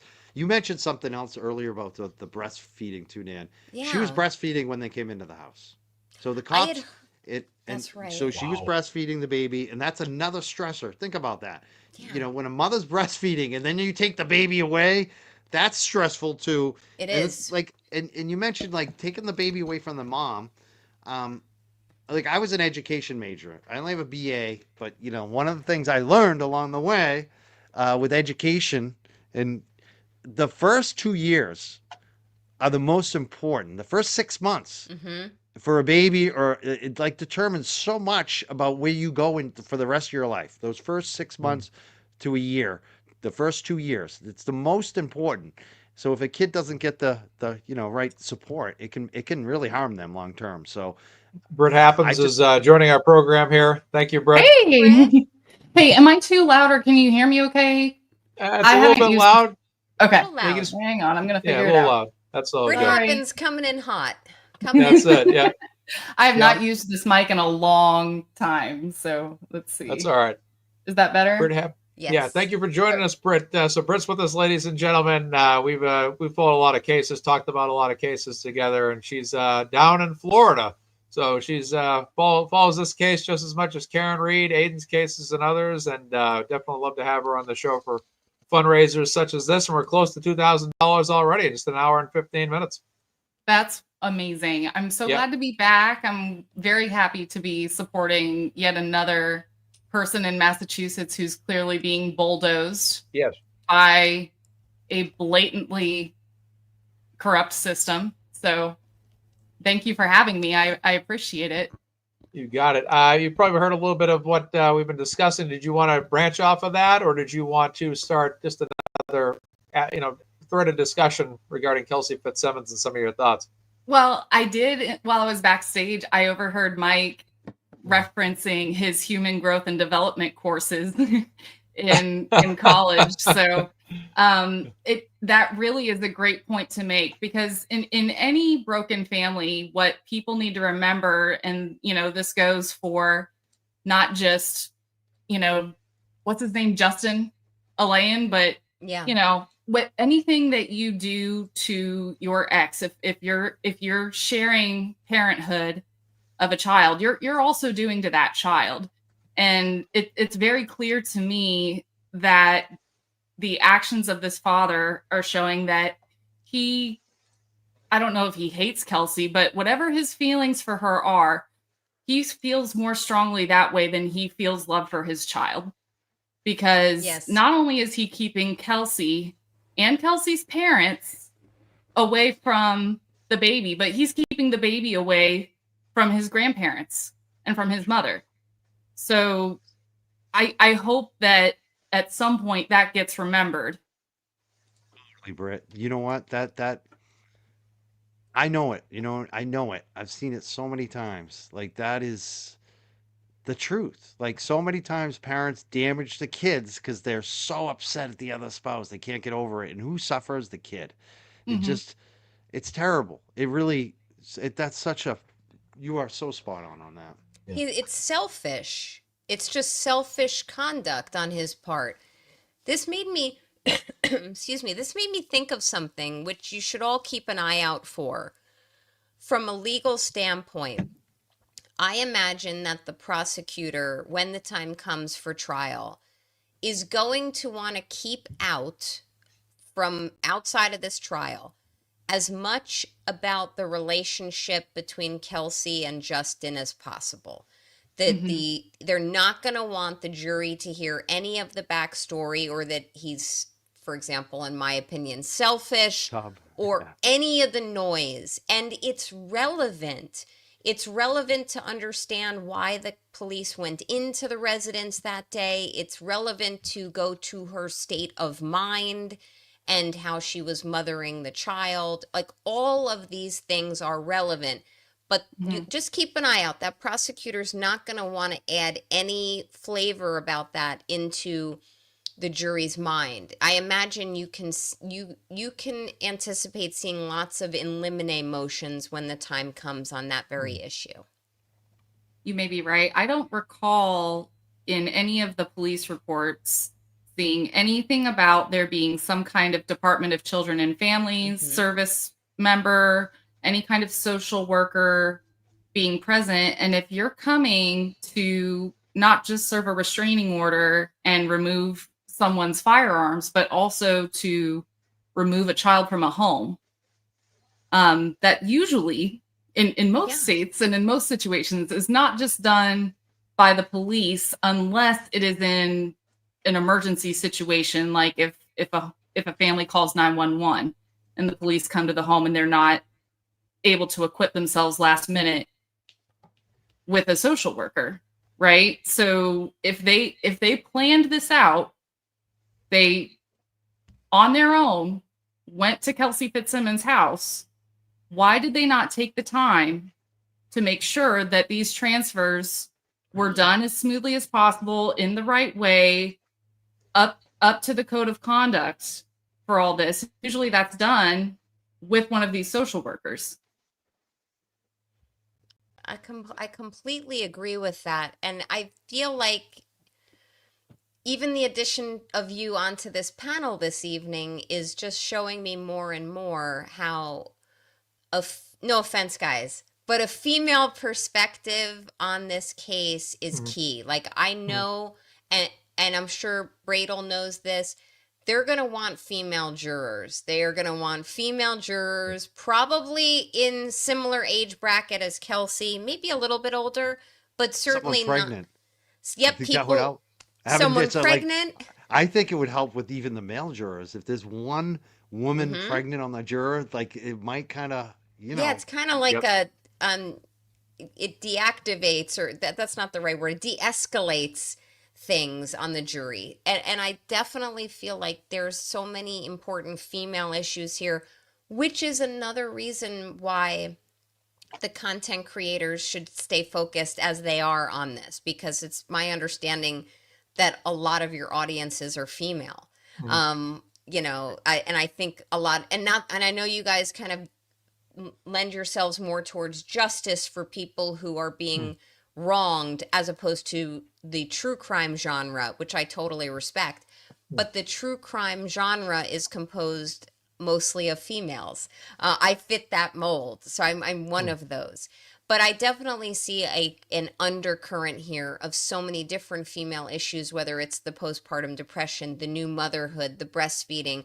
And on that point, one other thing, which is, if she was breastfeeding her child, which I had heard, and thank you for reminding me, Mike, if she was doing that at the time that the police arrived, without going into details because we don't know them, but depending on what point she was in feeding the child, like I know right now, if when I breastfed my children, if I was interrupted, my kid would have gone nuts, like, because they weren't fully fed. So maybe that was relevant. Maybe because the child wasn't fully fed at the time, and a woman reacts so quickly and strongly. Yeah. It's very reactive, you know. Yeah. The mom bonds with and I'm not an expert, Yeah. but the mom bonds with the baby, Yeah. and you're still learning. You're kind of learning how to breastfeed at the same time. Oh yeah. And when the baby hasn't fully eaten and that's disrupted in any way, whether it's just a large, loud sound, or I don't know. I mean, I fell asleep a few I'm times. gonna tell you, I just fed a baby the other day. We got a grandbaby, and the bottle was leaking. Oh, it's the So worst. she ran downstairs to get another bottle, cap, and fix Urgently. it. And I'm holding the baby. And the baby's going nuts. Mhm. The baby Yes. wants to finish that bottle. They gotta But finish because they're used to their routine. You know what I And mean? it's They know. stressful, right? Yeah. I'm sorry to Mhm. interrupt you. That is stressful for the baby. Then you in turn are stressed as the grandparent, like, oh my God, get the get a Go replacement. get the bottle. That does become relevant. So I hope that Kelsey's team factors all of that in when having to explain and defend her case and her conduct. There's so many different nooks and crannies like that could be explored. Women. Her I state of mind agree. as well, Nan, Mhm, because mhm. women, especially right after they've had a child, their spidey senses go off when they hear the sound of any crying baby, but when it's Yes. their own baby, it can really PTSD. heighten any anxiety, any stress that you're feeling. Hearing the sound of your own child, screaming Yes. and uncomfortable in any way. I mean, I know that most women just can't sleep. They can't do anything until their child is settled. Yes. So, it definitely speaks to the state that Kelsey was in, regardless of which way she brandished her weapon, which direction it was pointed in. Any of that, I can definitely see, her baby having that conniption fit contributing to where she was at mentally as well. And by the way, Mike, I had heard several content creators talk about the breastfeeding piece of this. Do you have any idea how we know that? Was Kelsey reporting that? I know you have a little relationship there. Do you know? Or I can don't you not know. disclose? Yeah, I probably should say too much, honestly. Okay, It's tough for. I have that's some okay. sources on this, but it's yeah. Good. I Well, mean, one of sorry the to things put you on the spot. I want to say about the woman angle because I'm glad you brought that up because I feel like another, I mentioned Grace Curley was one of the reasons I started Yeah. covering this, even though, because she was pregnant. And as soon as we started covering it, all the women in our audience were saying, Mike, you need to continue to cover this. This is something off of this, the postpartum. They knew they had, like Britt said, they have a spidey sense about this too. And so for me, I listen, and I just feel like you all know, and I feel like you're so spot on. Like that jury needs women on it. And I Yeah. think women see through this right away. And I listen to them. And I feel like a lot of times in this, whether you call it true crime or justice space, it's a lot of women that are the victims of Yes. it. Look at Karen. I mentioned Frances Choi. Mhm. I mentioned, we're looking at Kelsey. Not always, obviously there's, we're talking about Francis Gigalotti. He's a guy. So Yeah. there's still men, but it's a lot of times not the good old boys club, not the people at the top. The rich people, the billionaires don't get profiled and beat up and set up for crimes. It's people that don't have a lot of resources, that don't have money, that are easily pushed around. And a lot of times it's women. Let's be Yeah. very Yeah. frank. Yeah. Men have a lot of more status and power, unfortunately. It just, and I'm not saying that's I'm a No, man. you're I should right. be happy about that, but I'm not. I feel like it's not fair, and there's a lot of reasons. It could be something else. It could be your socio-economic. It's not just. It can happen to guys too. We know that. Right. But I just feel like more than half the population is women, and they don't get treated like the majority. They are the majority. They don't get treated like it. So that's why I think a lot of times we're supporting women because they're the ones Mhm. that get the short end of the stick. And a lot of times, like the Francis Choi thing I mentioned, the criminal's a guy. And he becomes the witness against the patsy who's the woman. How many Right. times have you seen I've seen this a lot, where the guy's a serious drug dealer and he rats on the girlfriend who's holding the bag and she has nothing to do with it. She was just a girlfriend. Happens a lot actually, where and they have an out. The criminals have an out because they know how the system works. They sometimes have someone else to rat on too. So there's a lot of games that get played. And women, I feel like a lot of times are the victims of a lot of this stuff. They That makes are. me wonder, Mike, is there an expectation of meekness from women when they are indicted with something? Is there an expectation from prosecutors, law enforcement, or both of women to just go ahead and plea out, fully cooperate, but in more than just being cooperative, I think you're to right. not fight back, to not lawyer up, I to think you're not right. put forward a defense? And, because it makes me think, would the Commonwealth have upped Karen's charges if she had just gone ahead and rolled over on the manslaughter charge that Never. she Yeah. originally had? That's You what they know, expected, right? it certainly wasn't what they expected.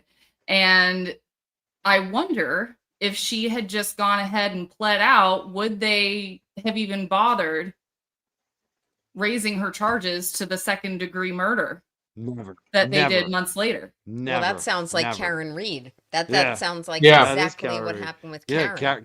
and it's funny too because you guys know we're like a big cannabis advocate. I was an athlete. I had cancer, so I got like multiple reasons I've used medical cannabis. And one of the things that we used to always say when we were trying to reform the drug laws, and even cops that I talked to would always say, we liked busting cannabis people because they plead out, they're nice, they pay their fines, they show up for probation. We're like the hardcore drug dealers, the hardcore drugs. They don't show up, they don't pay their fines, they're violent, all the other stuff. It's like the same thing, actually. It feels like the same thing with the women versus the cannabis user. They're just easy to arrest. They'll pay their fine. They're a little bit embarrassed. They don't want to make a big deal. They just want to move on with their lives. I mean, Yeah. I got arrested for cannabis once. That's exactly what happened. I was just like, let's get this done as soon as possible. You know, Yeah. I was the easiest person. The probation officer loved me. We had one meeting and we talked about music the whole time. You know what I mean? Like he's like, I wish all my people on probation were like you, Mike. You shouldn't even be here. Right. Yeah, right. Oh, it's wild. But that's the concern I have too, is that you have her essentially a cop. You know, we talk about cops that are corrupt, cops that are abusing their power, cops that are essentially protected by the system. But in Kelsey's particular case, you know, once she kind of we got placed in a situation where they were after her, and it's my honest belief that that cop, you know, shot her unprovoked, overreacted, and then they said, well, we need to sweep this thing up. And there's that phrase again, pin it on the girl. And you see all of a sudden, like look at John O'Keefe, a police officer, went up against other cops, and look what happened. They all used their powers that they could to try to sweep this thing, and again, pin it on a girl. To some degree, Kelsey has shades of being Karen and shades of being John O'Keefe in this particular situation, where she is a cop, essentially up against cops that officer shot her.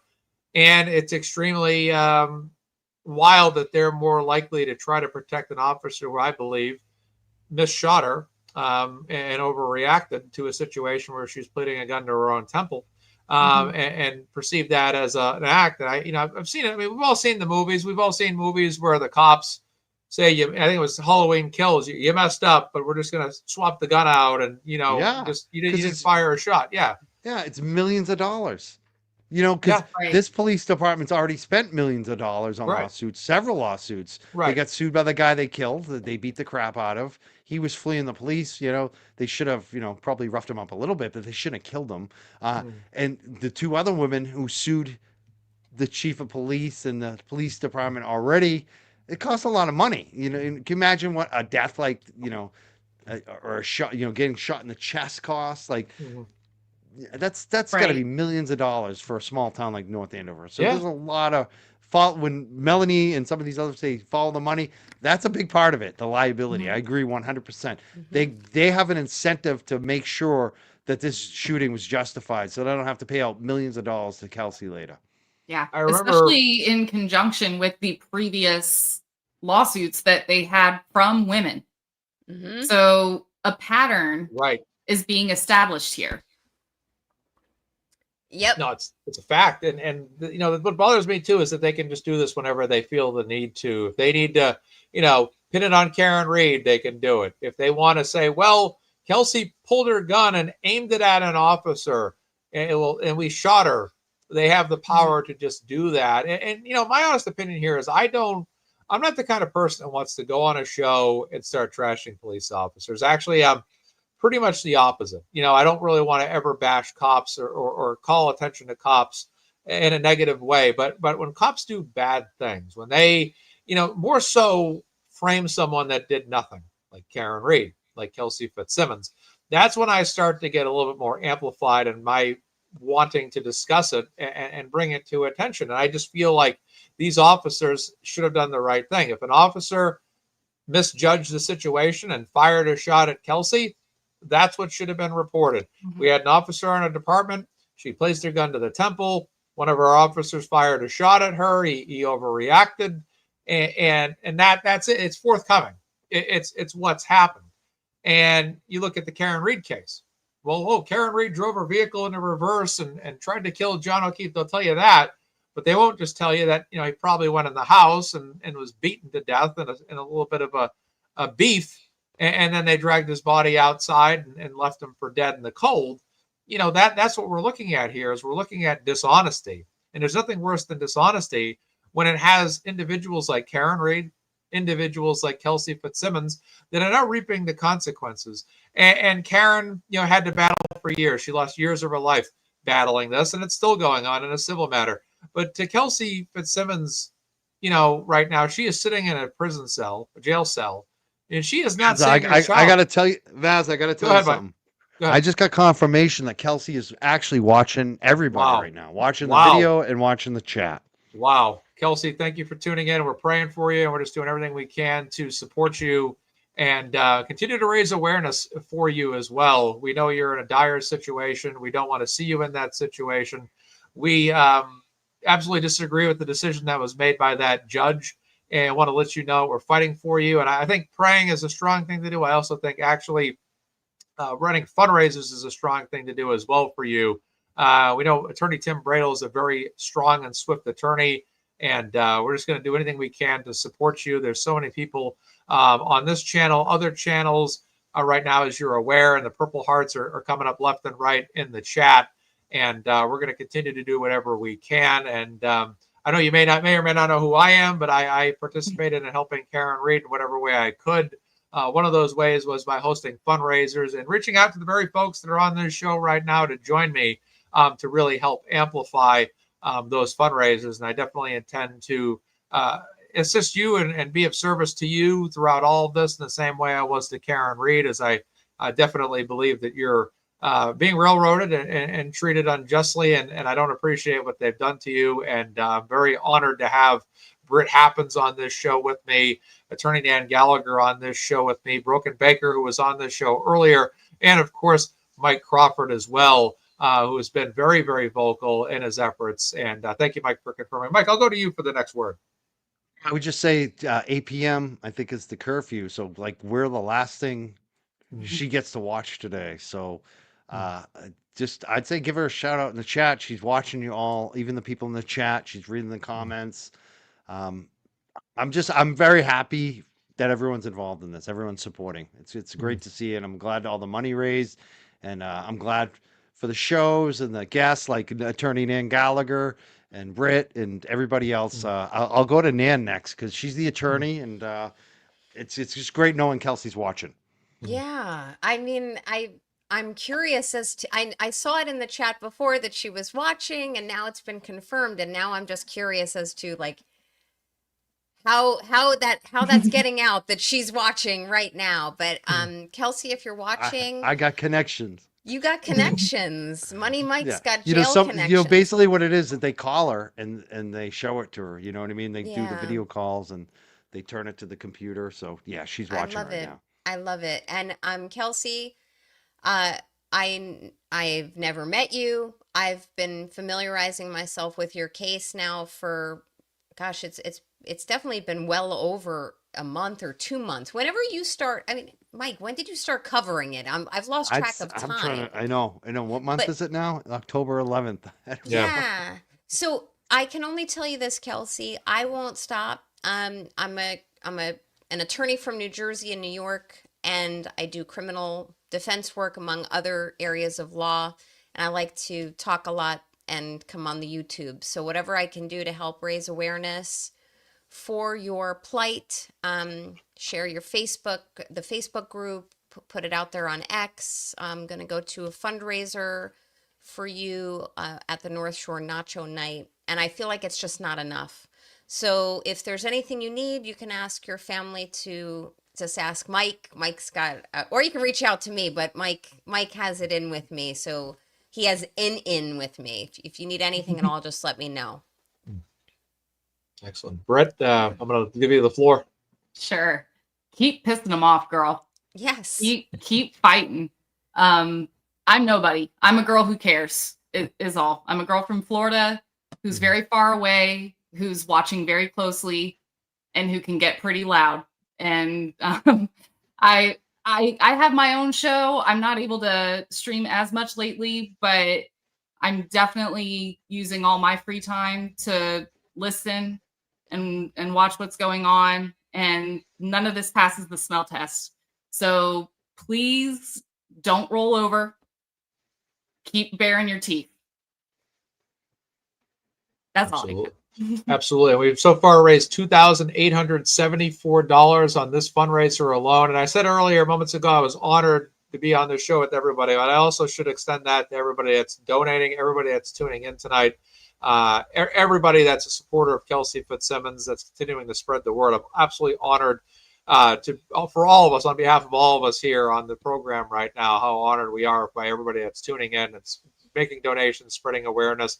And, a few weeks ago, me and Mike had talked, and I said, Mike, I see that you're covering this case. This is a case that's piquing my interest as well. And I just want to let you know, I'm gonna start to join you in that circle of folks that are covering this case, because it's a serious case. And I think when anyone's placed behind jail bars for something they didn't do, that's something I have a huge problem with. And once again, just like with Karen Reed, what are we starting to see? We're starting to see these numbers growing. Just a week or two, maybe 2 to 3 weeks ago, we did a triple fundraiser for Mike, Turtle Boy, and Kelsey, and we raised $895 to Heritage Defense Fund. Look, tonight we've almost been above that by $2,000 more.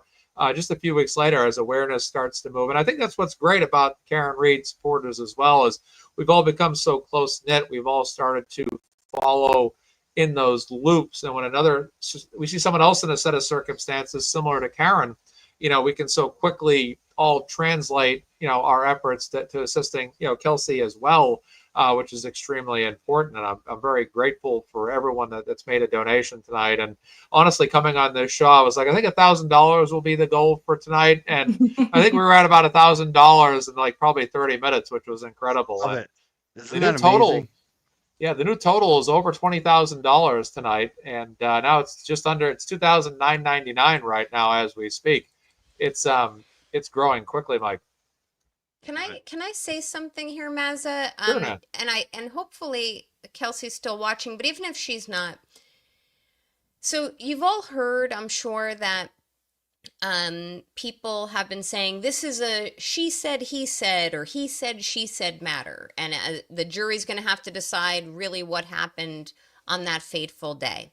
And while part of that is predominantly true, I can tell you from doing criminal defense work for 25 years, I'm dating myself now, but I can tell you that juries are influenced, not tampered with, influenced by the amount of people who show up for a defendant. You saw that to some degree, as was permitted by Judge Cannoni in the Karen Reed trial. You saw all the people show up outside when they could. So in a he said, she said type of case, the public interest will matter. That's why last week there was the issue of all these people were like dialing in. Excuse me, I'm starting to lose my voice. But all these people were dialing in, and it like crashed the system, and the judge was getting flustered. The more people that have eyes on this case and show up and just and by show up, I mean keep talking about it and stay relevant, keep Kelsey on your mind and on the tip of your tongue, and keep attention focused on it.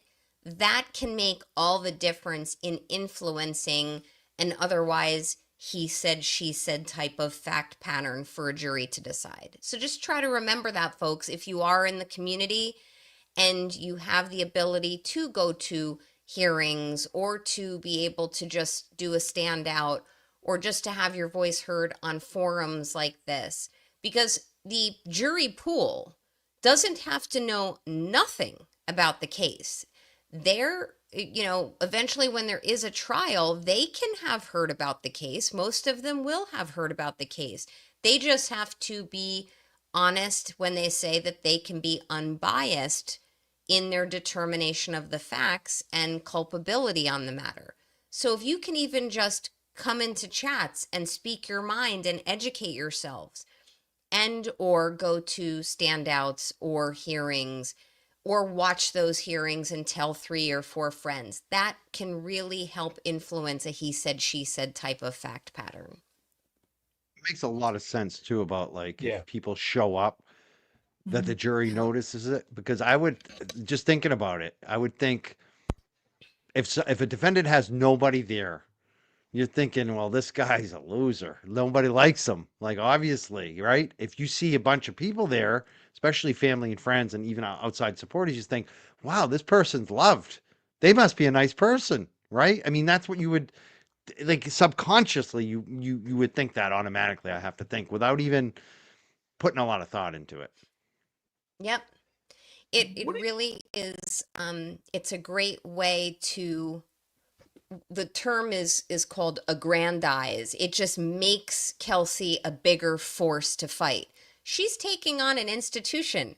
She is going to be defending herself against a bunch of people who are going to say things about her that are not true. Mhm. Whether it's the father of the baby, or it's the officers who responded, or Noonan, and any of those people are going to try to say that she is or was the problem here.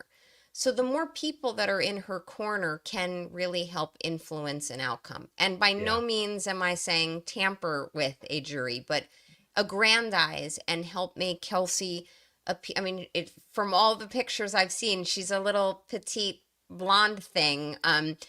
Let's make her bigger. Let's make her a force to be reckoned with, because it sure sounds like she already is. So, but we can help her with that too. It'll make He an honest definitely man is. out of Noonan.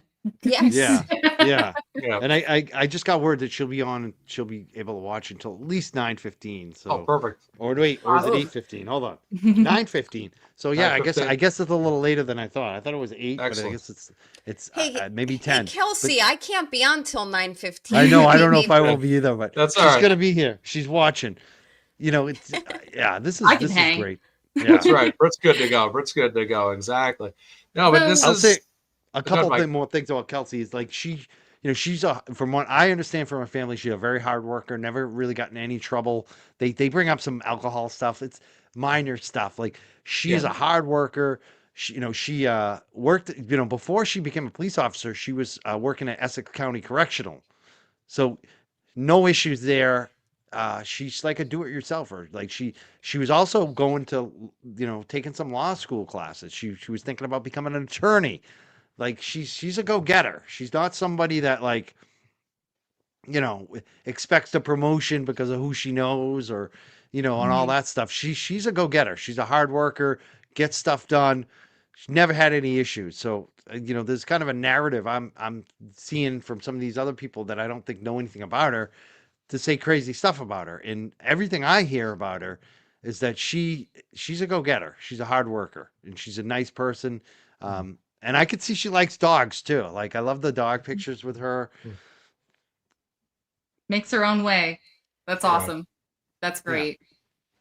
It's- And regardless of what really happened in that room, to me, what caught my attention and probably the attention of a lot of the people in this chat, and to everyone in the chat, especially those who have been able to donate or who have shared, thank you so much. But what I feel caught my attention the most was the procedural screw ups. I mean, thing after thing after thing. And Mike, that former judge, her name is escaping me right now. It starts with an E that you had Kathy on Naiman. Erskine. No, Carol yes. Erskine. Erskine. Thank you. Yes. So Justice Erskine went into a lot of the things that should have taken place before Kelsey's bail should have been revoked, just procedurally, facts of the case aside.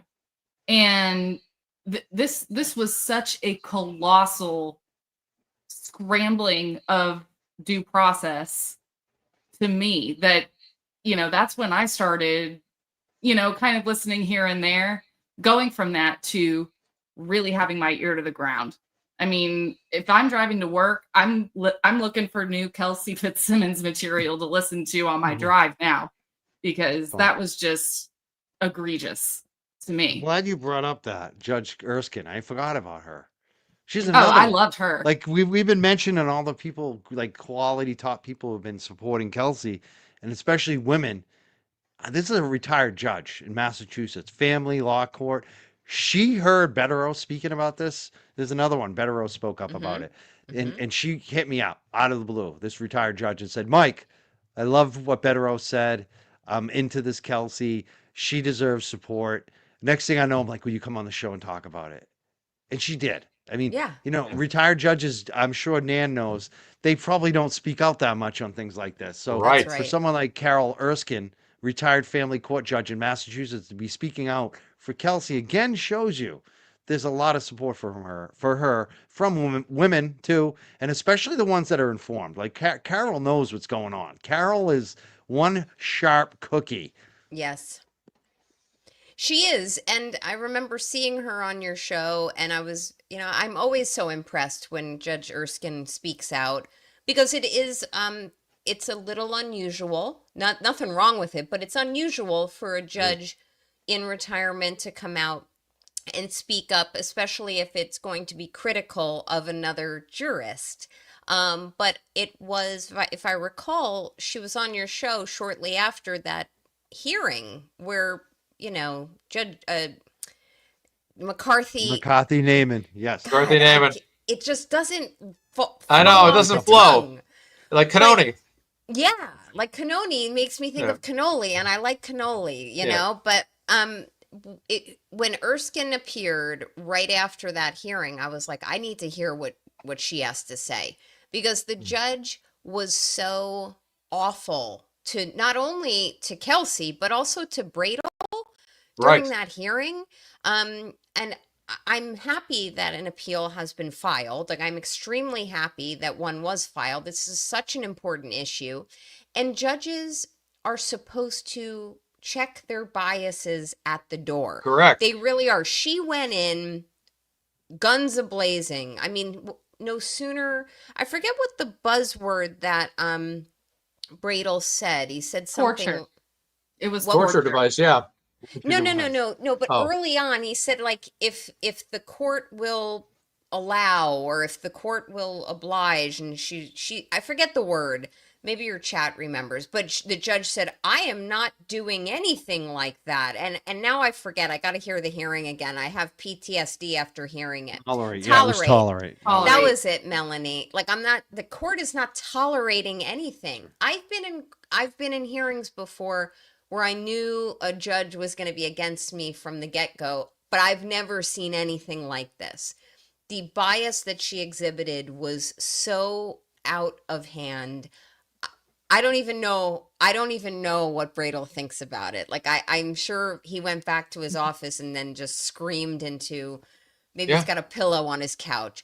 So this is such an important issue, and he did everything right. And then I was watching your show, Mike, when you were going through, in the way I like pleadings to be gone through. You did like a high level analysis of the brief yesterday. I think it was yesterday, or was early, whenever it was, earlier today or yesterday. But when you went through the filing, now suddenly the Commonwealth has a say in this. They didn't care. They didn't care that Kelsey was looking for an accommodation. They didn't care that the Scram device was, imposing a burden on her, and it was frankly torturing her. She went in for a reasonable accommodation in a very quick period of time. She wasn't looking for favors or to get out of some requirement. And now suddenly the Commonwealth cares, when by all other appearances at the time, they didn't care. Mm-hmm. So this is ridiculous what's going on. So, and that just makes someone like me want to dig my heels in further on this, because it really does echo some of the things I saw going on in Karen Reed's case, which so interested me in the first place. Man, there's something I really wanted your perspective on, if you're willing. So what we saw in the Commonwealth's opposition toward the Supreme Judicial Court that was filed this week was a complete 180 from what seemed to be their tone in the hearing in which Kelsey's bail was revoked. Right. What do you feel may have changed? Was it a lack of preparation in the moment at that hearing? Because they had no objection to really about anything in that hearing. And then they went from having that attitude to being 100% behind the judge. And it felt like I was hearing from two different DAs. Right? And do you think it has anything to do with the fact that so many people were there? Yeah. This is a great question. So what I think has happened is a combination. One, I think that the Commonwealth wasn't prepared the first time around. I think this was such a natural and expected ask by Tim Bradle to just have Kelsey relieved of the scram device and to have some other modality employed. We kind of call that rubber stamping, like you're going to ask for something, most courts will grant it. So I think that the prosecutor was just like, yeah, whatever, we're not going to give it our all because the judge will grant it. I think that surprisingly, McCarthy, whatever her name is, just surprised everybody and said, absolutely not, I'm revoking her bail and she's going to jail. But I also think another part of it is a reaction to the amount of people who are starting to circle wagons on Kelsey's case. And I don't want to scare Kelsey if you're watching, because don't be afraid that because so many people are circling the wagons in your favor on your case, that's going to in turn result in some type of retaliation by the Commonwealth against you. Maybe here and there, like I think in this instance, the Commonwealth has just said, you know what, there's a lot of people watching. We better put up a good fight. We'll oppose this application because it sure sounds like we would be in line with the trial judge when we do that. So that's what they're doing. But all in all, Kelsey, you need all the help you can get, whether it's monetary or just numerical, having the amount of people, an army behind you to try to just push back at the excesses of the government on this. But I would, to the short answer, Britt, to your question is, I think that this is yet another example of the Commonwealth being ill prepared the first time around and trying to better argue something the second time around. And we saw how poorly that worked for the Commonwealth in Karen's matter. Yeah. So, yeah. Exactly, Dan. Well said. A great point. It's they try to get everyone isolated where it's them against the system.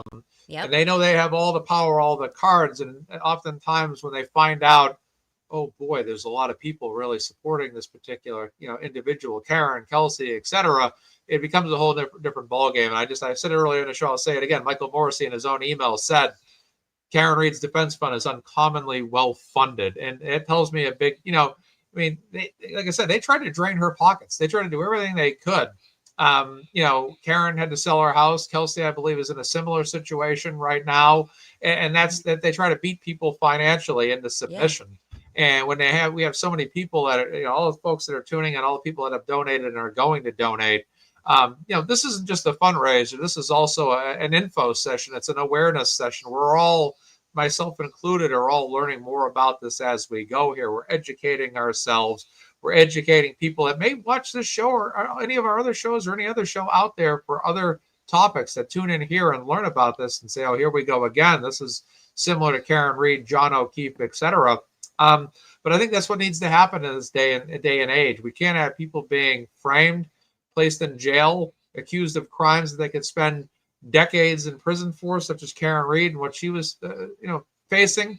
We all stepped up. We all went to work, and I think that's what we should do as a nation, whether we live in one town, different state, different country, anywhere in the country, stand up for each other. When we see someone like this, surrounded by the system, pushed around, having to sell their house just simply to defend themselves and maintain. No one should ever have to sell their own home.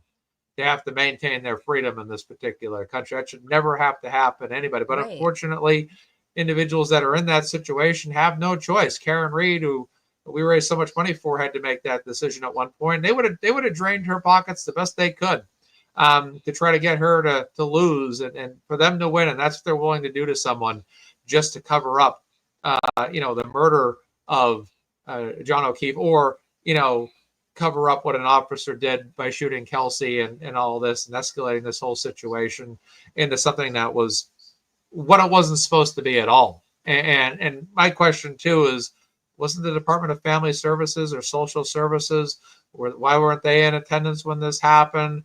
Why was there a warrant? What were the procedures? And if none of that was present, then this of it in its entirety is an absolute catastrophe and is an absolute disgrace. You mean to tell me they're just going to go to her house and say, "Oh, we're here to take your baby from you"?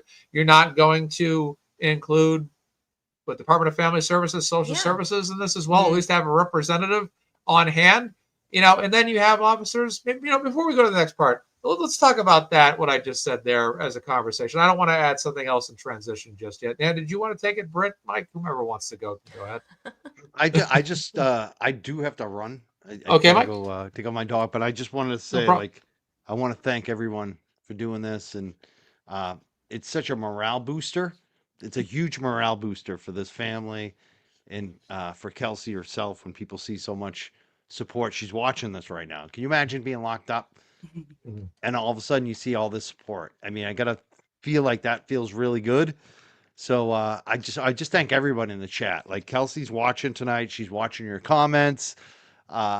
It means a lot. And that's all. I'm very thankful for everybody, all the YouTubers, the people on X, the viewers, the people donating. It means a lot. And I'm just glad that we can help somebody that needs some support, a mom, Absolutely. Did someone say, "Am I dog running now?" No, Glenn, I'm not dog running. I'm dog walking. Not even a walk. I just gotta. He's gotta go outside. My guy's gotta go. I gotta go somewhere, and he's gotta go. So we both gotta go. That's awesome, Mike. Mike, I keep your spirits up too. Yes, thank you. I want to thank MazzaMedia for doing this tonight. Obviously, thank you, Mike, for coming. You're the man. You raise money. I'm very thankful for all the money raised and like you said, the awareness, but also the morale boost for the family and for Kelsey herself. And I want to thank Attorney Nan Gallagher. She's always coming up and big. Nan, you are so positive and supportive, and I can't thank you enough. Like honestly, you are the best. You are like Thank you are a whale for all of us content creators. We love you, Nan. We can't say enough. You're not only a great guest, a great friend, a great supporter. You're just always there. You always show up, and I just can't thank you enough. Also, you. Britt Happens. I love you too. You're a great YouTuber. I'm glad you're back because we were missing you. You're so fun, and I'm glad you're doing this. You're fierce. And MazzaMedia, Broken Baker, everybody else supporting. I can't thank you enough. Yeah, Mike. Well said, man. You're the Thanks, man. Mike. And Mike, thanks again for being one of the foremost people on this to get this really popularized and out there and into the conversations out there and making sure people know what's going on and are well informed. This was definitely an important one to discuss. And as we've seen what's happened to Kelsey, your efforts are absolutely tremendous, Mike. And going to say we appreciate you, man, for all you've done and continue to do. And again, those links, again, Mike wanted to mention today the Facebook group. That link is in the description. The T-shirt for Gator Boy, that 100% of the proceeds for the shirts all go to Kelsey Fitzsimmons Defense Fund. Those links are in the description, as well as the Defense Fund for you to make a donation. We're just under 2,700 right now. I actually had a typo on one of the numbers earlier, but it was 20. Amazing. 20. Yeah, it's under 28, unfortunately, but we're getting there. We're getting there. So it's a great, successful night, no matter what, right now, and we're helping out. But Mike, you're the man, bro, and all the best to you, man. Thank you so much. Have a great night, everyone. And I'll be watching the rest. I'll be watching the rest while I'm taking Charlie out and taking myself out. All right, walk those dogs. Thank you. He's going to take himself out. I love it. Yeah, I'm taking myself out. Absolutely. I'll show myself out. Exactly. Mike, thank you, man. All right, Mike is out. And then, Britt, we might have to have you just adjust your seating a little bit, Britt. There you go. All right, you're good to go. Let me make myself lower. Yeah, exactly. Yeah, we got to adjust. Maybe we can do a choreography thing. Yeah, we got this. What do you prefer, this view or this view? It. You like the larger view? All right, we'll go with that view right there. So just to talk more, Britt or Nan, I don't know if you guys want to talk about this, but again, just the Department of Family. I mean, this is a child involved here. There's a situation where the police have been called on a mother in her home, an attempt to essentially take the child away. What should be the procedure if this, in a scenario like this? Who should be expected to be present in a situation like that to ensure it goes down without, the manner it did, where it's just cops without body cams, essentially? I mean, clearly it'll vary from state to state, right, man? It does vary state to state, and before you came on, Britt, I had just made sure I put up my disclaimer. I said my disclaimer, which is I don't do domestic or matrimonial law. So to the extent that I'm just giving an armchair opinion on this, Yeah. But in my opinion, approaching the residents based on the information that the police had received, there should have been likely some policies that should have been followed. Things like making sure, and I really don't know if there were any female officers who were there, but there should be female Right. officers who responded. Mhm. Not solely female, but there should have been female officers that responded. And then also taking into consideration the fact that she had just been restored, and I don't know precisely, I know this high level, she had been restored to full duty, she had gotten her weapon.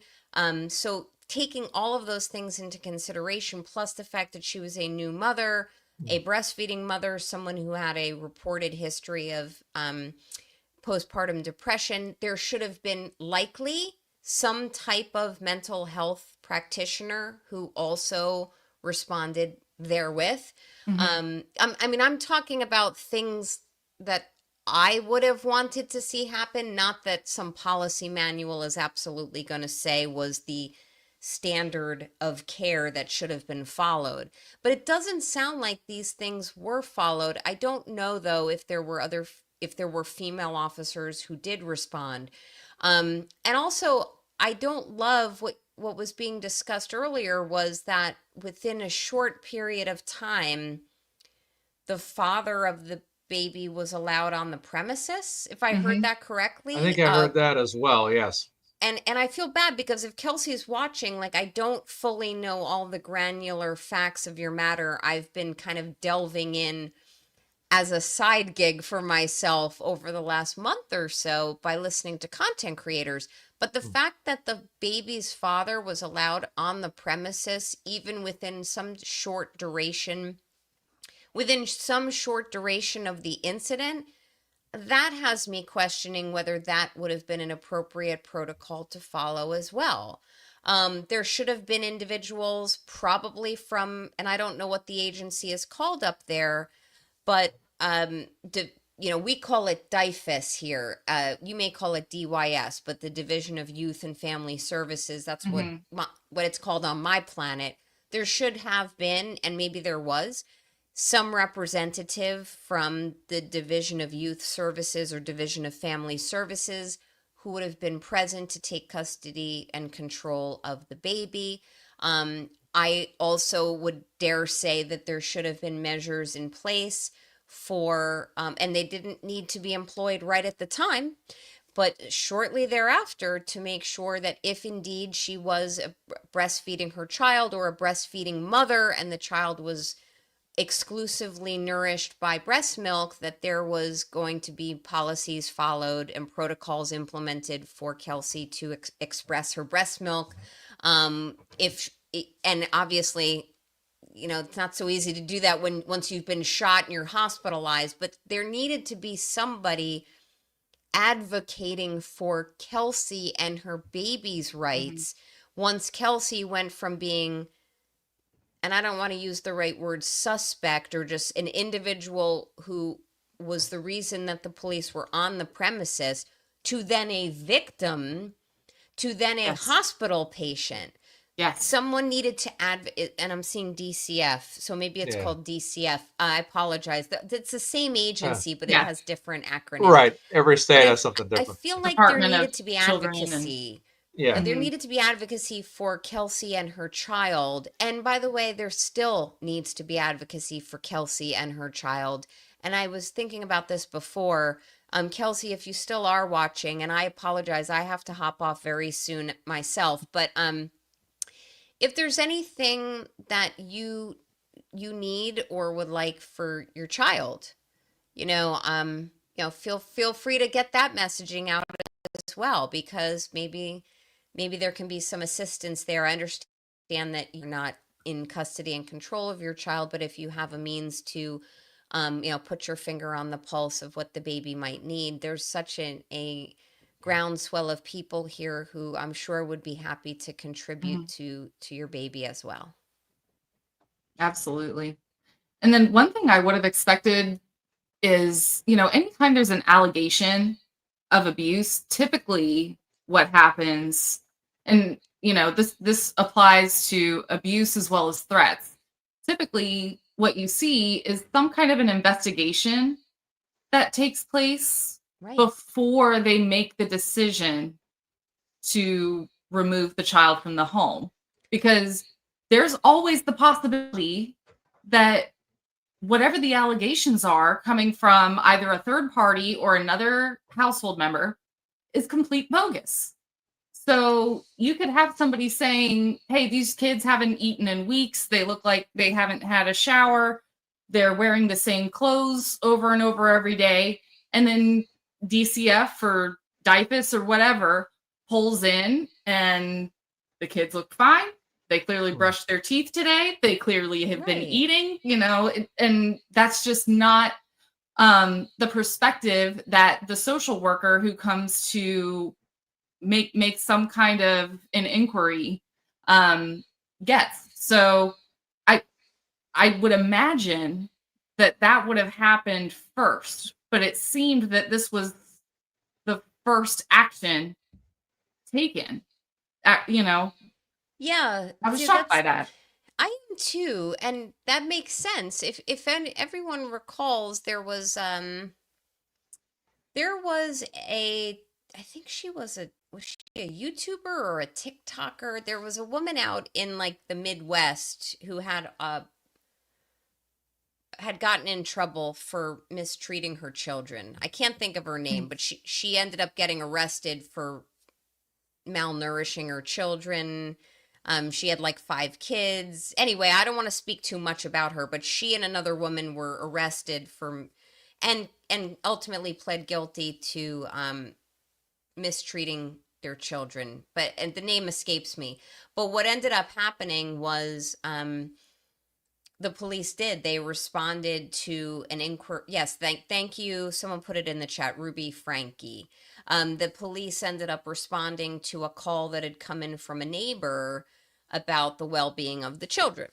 And then the police therefore responded to the property and, did their inquiry, trying to see if there was a danger or risk to the health, safety, and well-being of the children. Now, in that instance, and I certainly don't encourage people to go watch anything about that story because it's pretty heartbreaking. But in that instance, those children had been, legitimately and objectively mistreated. So much so that it was just very obvious to the naked eye. But I don't believe that has happened in any comparable way here. It was just go to the property, and then the incident happened with Kelsey. And it's like, wait a minute. No, it was so superficial, so knee-jerk. We don't know if there were facts that were invented. I imagine big announcement coming. There it is. Somebody made $1,000 donation, it looks like. Wow. Yep. Ooh, good for you, Mazza. Wow. And good for you, Kelsey. Yeah, good for you, Kelsey. That's I had to double check the math. I'm like, I put the new number in. I'm like, did that just go up to like 3,800? Yes, it did. So this show started off with the fundraiser total at 18,478. And then it jumped from like 21 something to 22,309. I did a double take. I had to quadruple check the math. I'm like, I'm not putting in the wrong numbers, but that says 3,800 now. Yes, that's literally almost $4,000 that have come in for Kelsey Fitzsimmons on this fundraiser. That is unbelievable right now. Wow. That is fantastic. incredible. And didn't you feel like it just everything, the interest in her case leapt exponentially in the last, like, I would say 2 weeks. And Yes. and maybe Judge McCarthy, whatever her name is, by her McCarthy Naaman. I just a mental block with it. I know. I'm putting her out of my mind because she was so off the rails. But maybe and follow the logic, guys. Maybe by the way she trampled upon Kelsey's rights, and frankly, I thought was quite unprofessional to Tim Bradle during that hearing. It actually brought more eyes to Kelsey's case. Like, is there a silver lining that we can find here? That, yes, her bail got revoked. She ended up in jail. She can't see her child. It's awful. I can't imagine going through that. But at the same time, once that judge did what she did in such a knee-jerk, biased manner, more people are focusing on the case now and want to help. So it's kind of like it's a blessed blessing in irony. disguise. But with that said, I do have to go, guys. I have my own dog to walk. And I hope to see you both soon. And Mazza, thank you for having me. Thank Rick, you. it's been great seeing you again. Don't be a Great stranger. talking with you. Yeah, great talking with you too, Nan. Thanks for joining tonight and for chatting with me and for answering all my questions that I always have. I'm always full of questions. Yeah. You know where to find me. And congrats on this fundraiser, Mazza. If you need anything at all, you just let me know. I'll see you guys around X. I'll catch you soon. We'll see each other. We'll see each other in person, I'm sure, soon in a couple of weeks. I know a week or two here. So you got it. All right, Nan. Thank you for coming on this show, Nan. Appreciate it. You're the best. Thank you. Bye. Good night, Nan. Good night. Excellent. Excellent. What an amazing night here. $3,831. It looks like, I'm not sure if that was a series of large payments or if one person had added a $1,000 donation in there, but that I almost fell out of this chair live on the air when I saw those numbers come up. Another $30 has actually come in since then. So that's really like $38.61 right now, which is absolutely incredible. And I would say this too about this whole case, to Nan's point, Brett. And we're gonna go right to 9:15. If you got the energy tonight, we can do this. We'll see. I literally just walked in from work, so you did? Okay. No pressure. If you gotta go, we'll see how my blood sugar does. That's what we'll do. Does 100% of the donation go to Kelsey? Thank you for doing this. So Mike had Mike must have answered your question, actually, I think, in the chat. That's what he was saying, I think, was that Give, Send, Go takes a small percentage, he was saying. The hyphenated see you next Tuesday, as Turtle Boy called her. All right. So that's it for super chats. But yes, I think the judge has really escalated public outrage. When we look at a situation that's already controversial, Officer Kelsey Fitzsimmons being shot, Officer Kelsey Fitzsimmons going to jail, being suspended, those are already things that were already bound to create an interest that was going to create outrage. Yeah. But for me, having already followed the story prior to that, and really starting to follow it more just as she was being released, she was speaking to the press, that was something that was catching my eye. And I was concerned that, with all the regulations and restrictions that were on her, that the littlest thing could have thrown her in jail. Again, what I did not expect was not knowing much about her physical state versus the actual blood alcohol test, the scram device, or they call it the scam device, as they listed in one of the recent documents, that this was now going to escalate into a situation where Kelsey was physically unable to perform that test without having a significant level of pain and discomfort.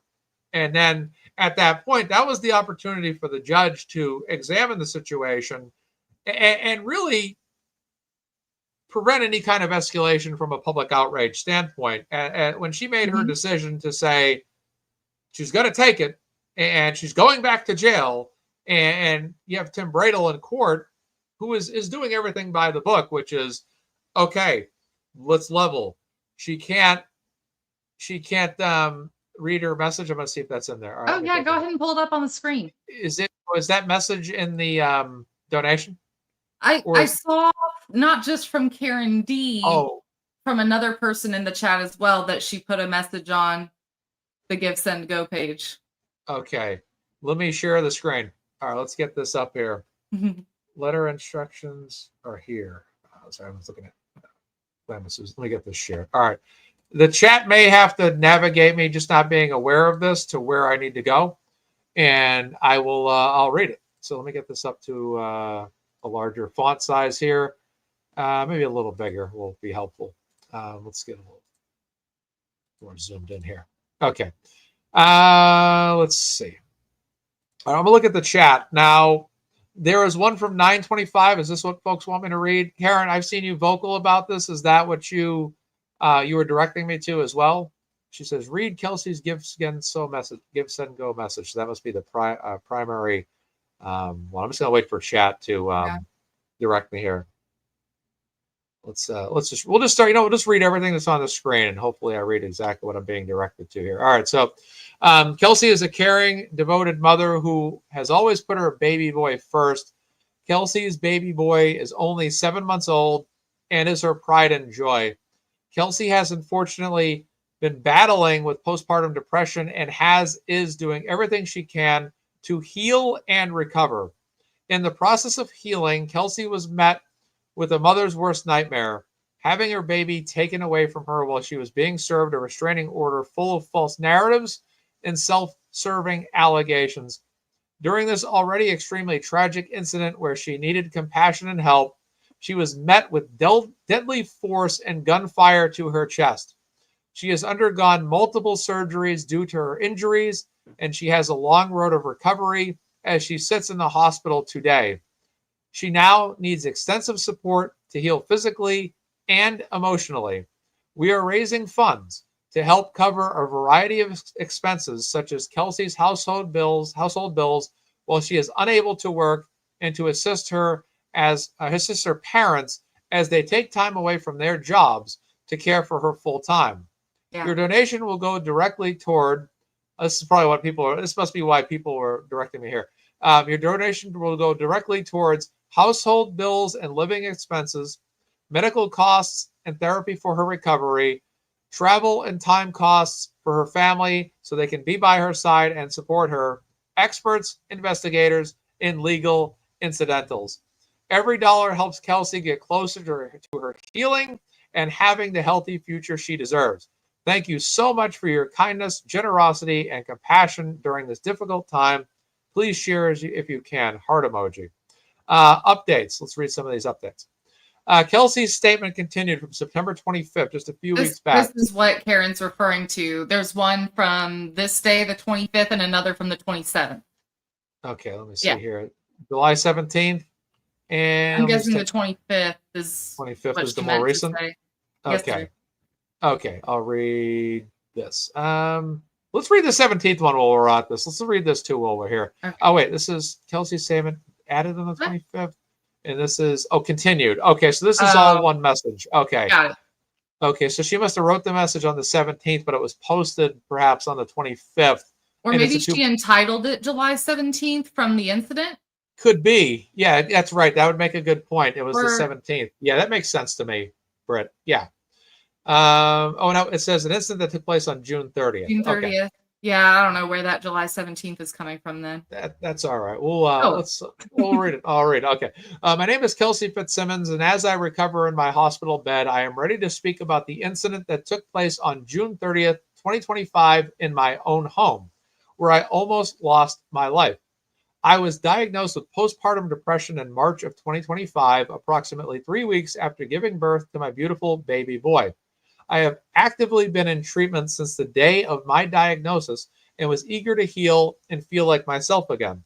Unfortunately, healing a sickness does not happen overnight. However, what can happen overnight is my life turning upside down into something so horrible my mind wouldn't even be able to imagine if it weren't my current reality. Someone who I thought understood my diagnosis, loved me in sickness and in health, and was in my corner for the journey of my active treatment to get better, turned their back on me. Mm-hmm. Said person is now illegally bullying me to get what they want. That's legally bullying me to get what they want. Slandering my character and using my diagnosis against me to make me seem like I am a monster. There are more false allegations than I can even comment on. The deep love I have for my baby boy sustains me and keeps me strong. I haven't spent more than a night away from him since I delivered him, and I adore every moment I spend with him. He's my best friend, my miracle, my little man, my sweet boy, and most importantly, a giant piece of my heart. Right now, that piece of my heart is missing when I need it the most. I am 5 months postpartum without my baby boy who needs me as much as I need him. I would never put that angel of a child in harm's way. My job as his mama is to protect him, and that is what I have always done and will continue to do for the rest of my life. Becoming a mother has always been my dream, and I never made any threats towards my baby. That allegation specifically makes me sick to my stomach. I was alone with my baby day in and day out for months, caring for him as my fiance frequently worked 24 to 48 hour shifts, but conveniently there was never any concerns up till now. It should be pointed out he's a firefighter who typically works 24 to 48 hour shifts. But conveniently there were never any concerns up until now. On June 30th, 2025, I received a phone call from my fiance to meet him at the park to go for a walk with our baby boy together. After almost 3 hours of waiting for him at the park and no communication from him, I went home very confused as he never showed up. Let's reread this one more time for clarity purposes. I just want to really drive this home. On June 30th, 2025, I received a phone call from my fiance to meet him at the park to go for a walk with our baby boy together. After almost 3 hours of waiting for him at the park and no communication from him, I went home very confused as he never showed up. Now, this is where we get into the heavier part of the matter here. About an hour. You do, Mazza, Sure.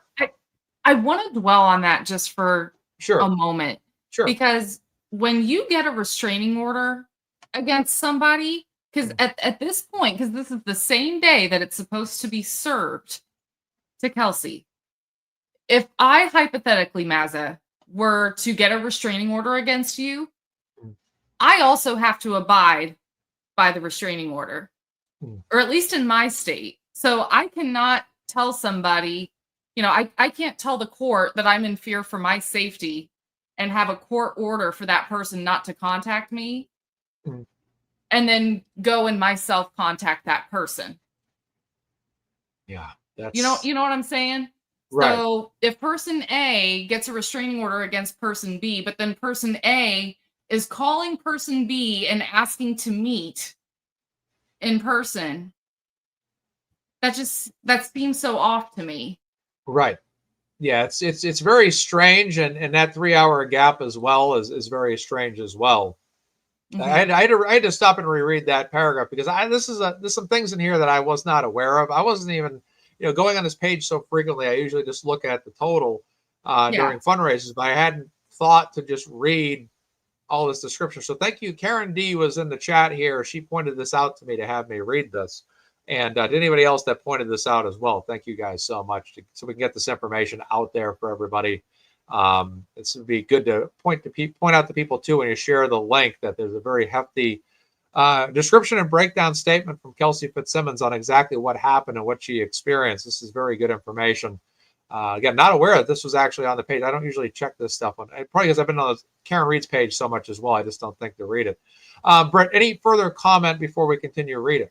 No, that just seems so odd to me. And I'm sure the rules do change, they do vary from state to state, just like most things do. But my familiarity with the way that restraining orders work or no contact orders work is that you as the protected party are also not supposed to contact the party. But I could be wrong. I don't know. It's just something that made me raise an eyebrow. Right. We just got word from Glamma Sue's that the fundraiser now is $1 off.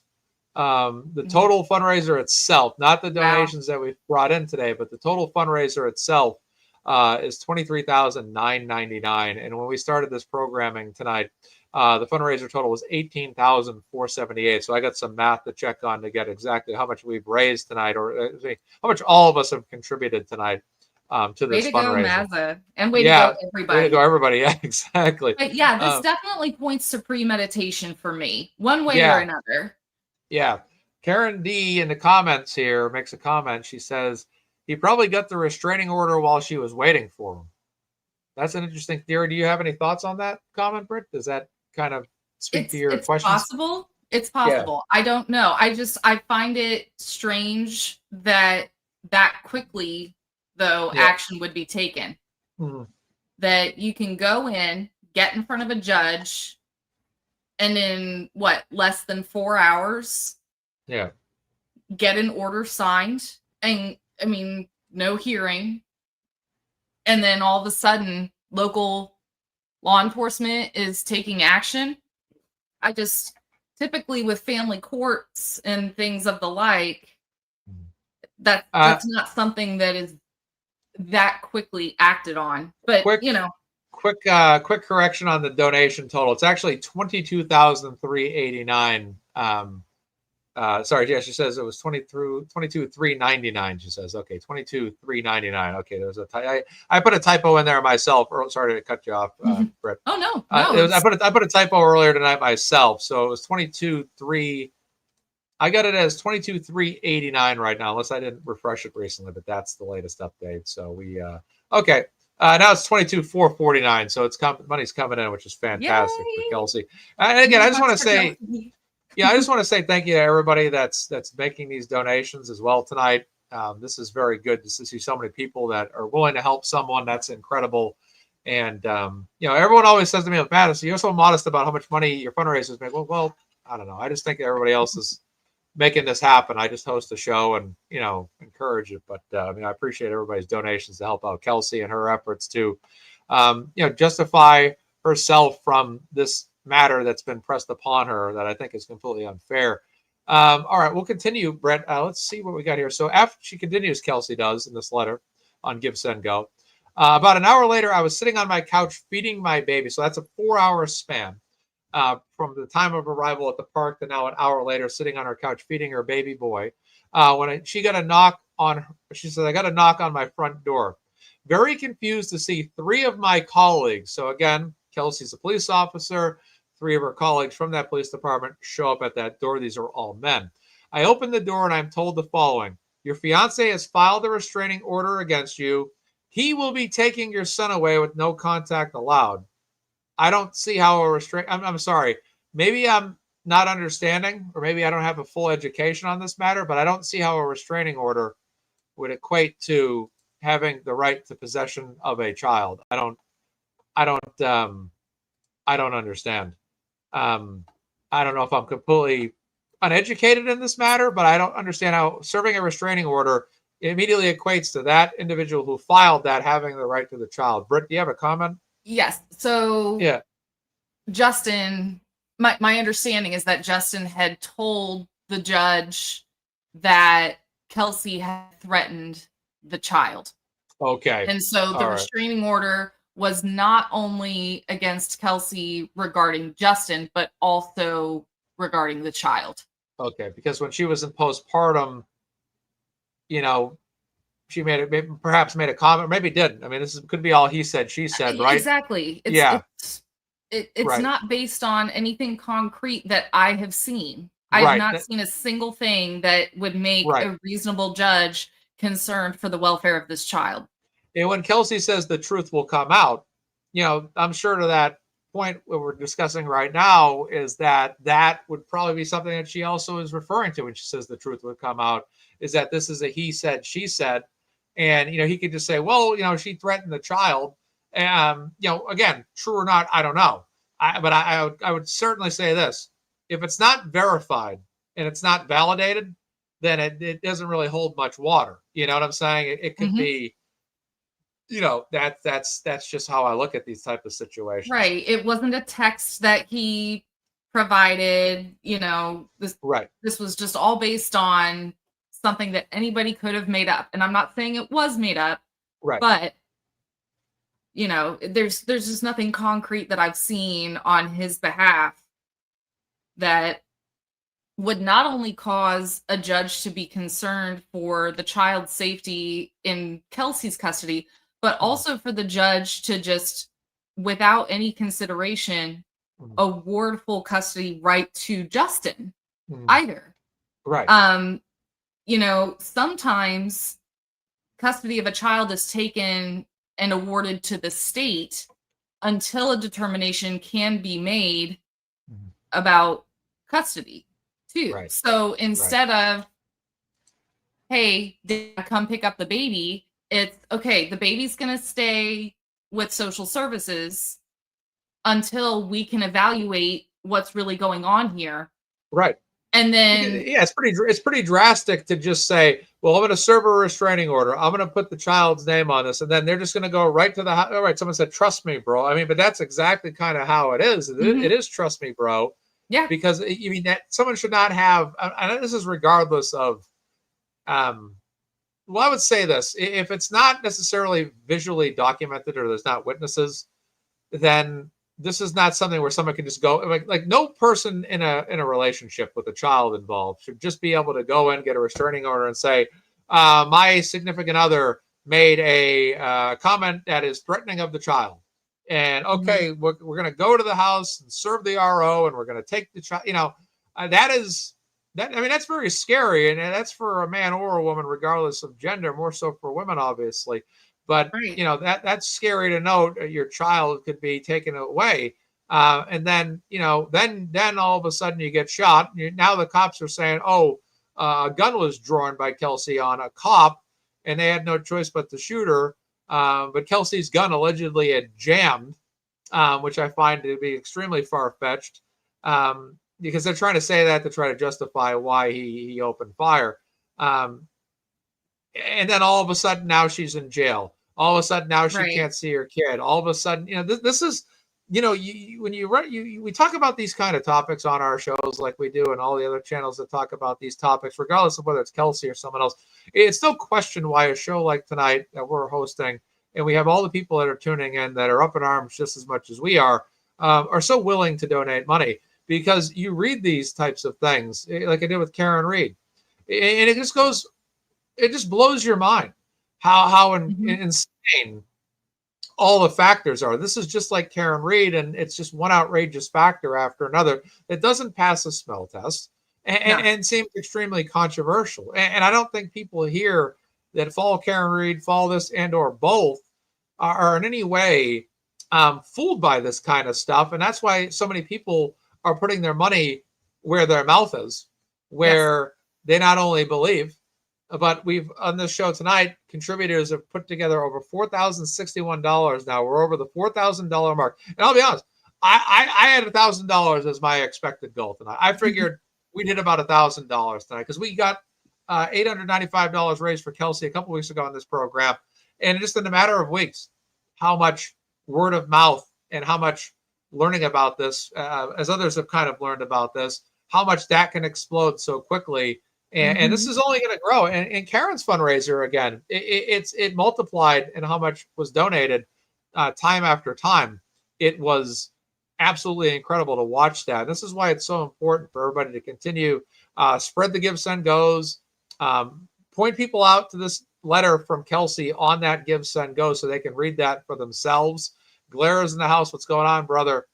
And yeah, Will's in the house. Will is also, I believe he's intending to follow us as well, which would be fantastic given his platform size. That'd be fantastic. Will's done a lot of 12-hour fundraisers, and we're hoping we can get him as well to soon participate. I'm rooting for Will's participation because we need him. He was an amazing anchor, and Karen Reed and Turtle Boy as well was the Glare. And, this is important. And then the Facebook group, share the Facebook group as well. That's in the description. That Facebook group is fantastic. If anybody was a part of the Karen Reed Facebook group, you remember how much news, information, updates were provided on that page. That will give you access to people that have latest information, court dates as well, so you can follow that. Then the t-shirt link from Gator Boy is there as well. 100% of the proceeds from his shirt sales will be donated to Kelsey's defense fund, which is absolutely huge. So anything you guys can do to contribute in your own way is perfect. And again, if you're not able to donate, just share the link. Just share the link and spread the word. If you're not just like with Karen Reed, there was a person that called in the show one time and said, I can't make a financial contribution. I said, you know what? If you can't make a financial contribution, that's not a problem. But if you can share the link, 20, 30 people see that, just as little as 1 to 2 people make a donation, you've indirectly contributed to that defense fund, even though you didn't donate $1. So there's always, and I think that's why the fundraisers are important too. Like a show like this is to spread that awareness, make people aware, and share that information. Britt, any comment or statement? Just that regardless of what is true about this or not, I believe Kelsey has suffered enough Yes. at this point. I believe Kelsey's baby has suffered enough. Yeah. And that Kelsey's parents have suffered enough. Absolutely. Whatever is true about what happened this day and in the period of time leading up to it. She now is recovering from unthinkable, an unthinkable physical state. And her baby now has spent a pretty significant fraction of his life now away from his mother. And it's enough. Right. And I think this is why there's so much anger towards the judge as well. Not only is Kelsey physically unable to successfully perform the scram test without a significant margin of pain, but additionally, this child is not seeing its mother. This mother is not able to see her child. That is tragedy. That is absolutely tragedy by its very definition. It's very. I see why. Myself, we're all up in arms about this. This is just unbelievable, and there's just so much here that is making us angry. I'm just going to move on to reading this letter because I don't want to even say what I really want to say right now because it's kind of making me angry. Probably a good choice. Yeah, exactly. About an hour later, she said, so this is Kelsey Fitzsimmons' letter here on the Give, Send, Go continued. About an hour later, I was sitting on my couch feeding my baby boy when I got a knock on the door, very confused to see three of my colleagues. I opened the door and I am told the following. Your fiance has filed a restraining order against you. He will be taking your son away with no contact allowed. Your firearms license that was just returned is gone again. And oh yeah, that career you worked so hard for and love that you were just cleared to return to, that will be taken away too. Following this interaction, I packed bags containing baby food, clothes, diapers, toys, etc. for my son to be taken away from me. I passed my son off to a fellow police officer, and I got to stop right there. As a man who is not a woman, okay, as a man who will never give birth to a child, as a man who has never been a father, at least up until this point in my life, right? This is, like if someone was trying to get my cat or my dog, okay, or my, this is something as little as my pet, okay, in comparison to a child, I would be outraged. I would be absolutely miserable at that. Now, that is nothing at all. That is not even a grain of salt in comparison to a mother. All right, a mother of a child, not only a child, but there's mothers that drop their kids off at college, okay, or summer camp, and they're in tears on the ride home, okay. Oh yeah, because they're going to miss their kid for a week, and the kid's off. Okay, that is how my mother was like that. Okay, she'd always be like, "Oh, he's going to be at college," like that. I feel like you had a great mom. Right, I do. I don't know your mother, but I feel like you had a great one. My mom's a great mom, and her mother was a great mom. My mom always says she wasn't as great of a mother as her own mother, and I always tell her she was just as great of a mother as her own mother. In my opinion, probably better, but I can't. Both of them are equal. I don't want to compare, but I think my mother was my mother, so it's important.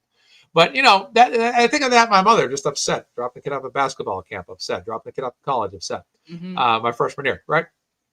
This is a mother that has recently given birth to a baby child. All right, and it doesn't matter how young the kid, whether a month, 6 months, 10 months, even 5 to 10 years. This is, no one wants to ever lose a child that they love, but this is even more outrageous because this is a newborn child as well. She is literally packing up baby food, diapers, all the things that this kid needs to hand her child over against her will. This is just the mental ability to compute all that and then not have it was a DCF present during something like this. Yeah. How do they expect? Let me put this on the table. Postpartum depression or not, This is an extremely high-level circumstance mentally for any mother to have to go through, regardless of postpartum or not. Then when you add postpartum into the fold, however this was conducted was absolutely incorrect. This should have been handled. If it, number one, this shouldn't have had to ever happen based on what we're reading. But this is absolutely on an entirely other level of procedure here, just from a decency level. Having, like Nan said, female officers, maybe DCF on board, something to kind of keep her at ease, because you never know how, and this comment is not a reflection on Kelsey, but you just never know how anyone's going to react to this set of circumstances. And I'm just going to say it. I don't have a whole lot of confidence in the ability of the law enforcement officers who waltzed into her home and took that child out of her arms to keep a baby calm. Yeah.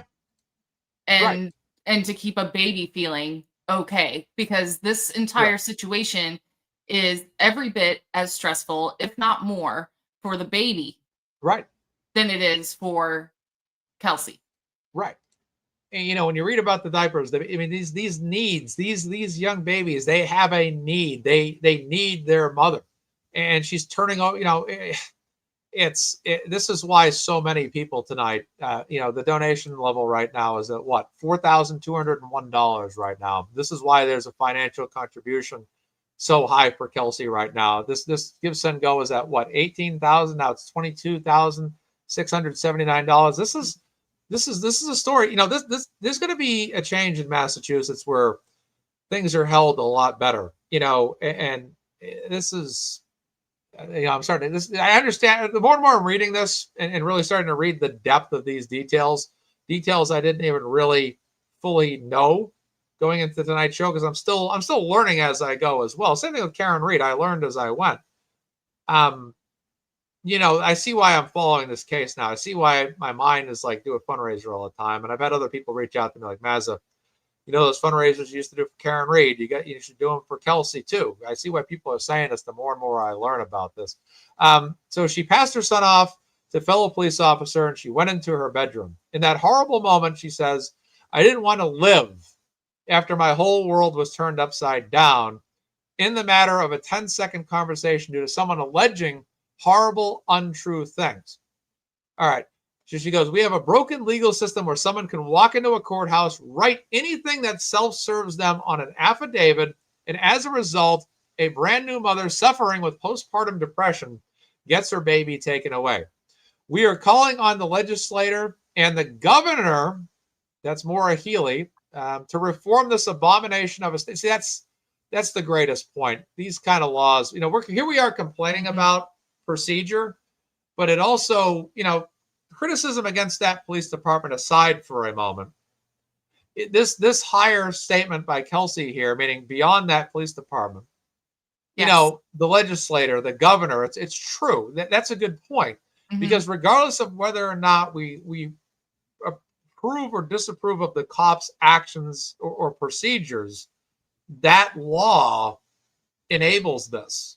And that is why, like, to her point in this letter, a higher level of action at a legislative and gubernatorial level must take place. And this governor, this is not regardless of her party. This is not Republican, Democrat. This is an absolute independent viewpoint that the governor must take action to make sure people need to have a certain level of protection.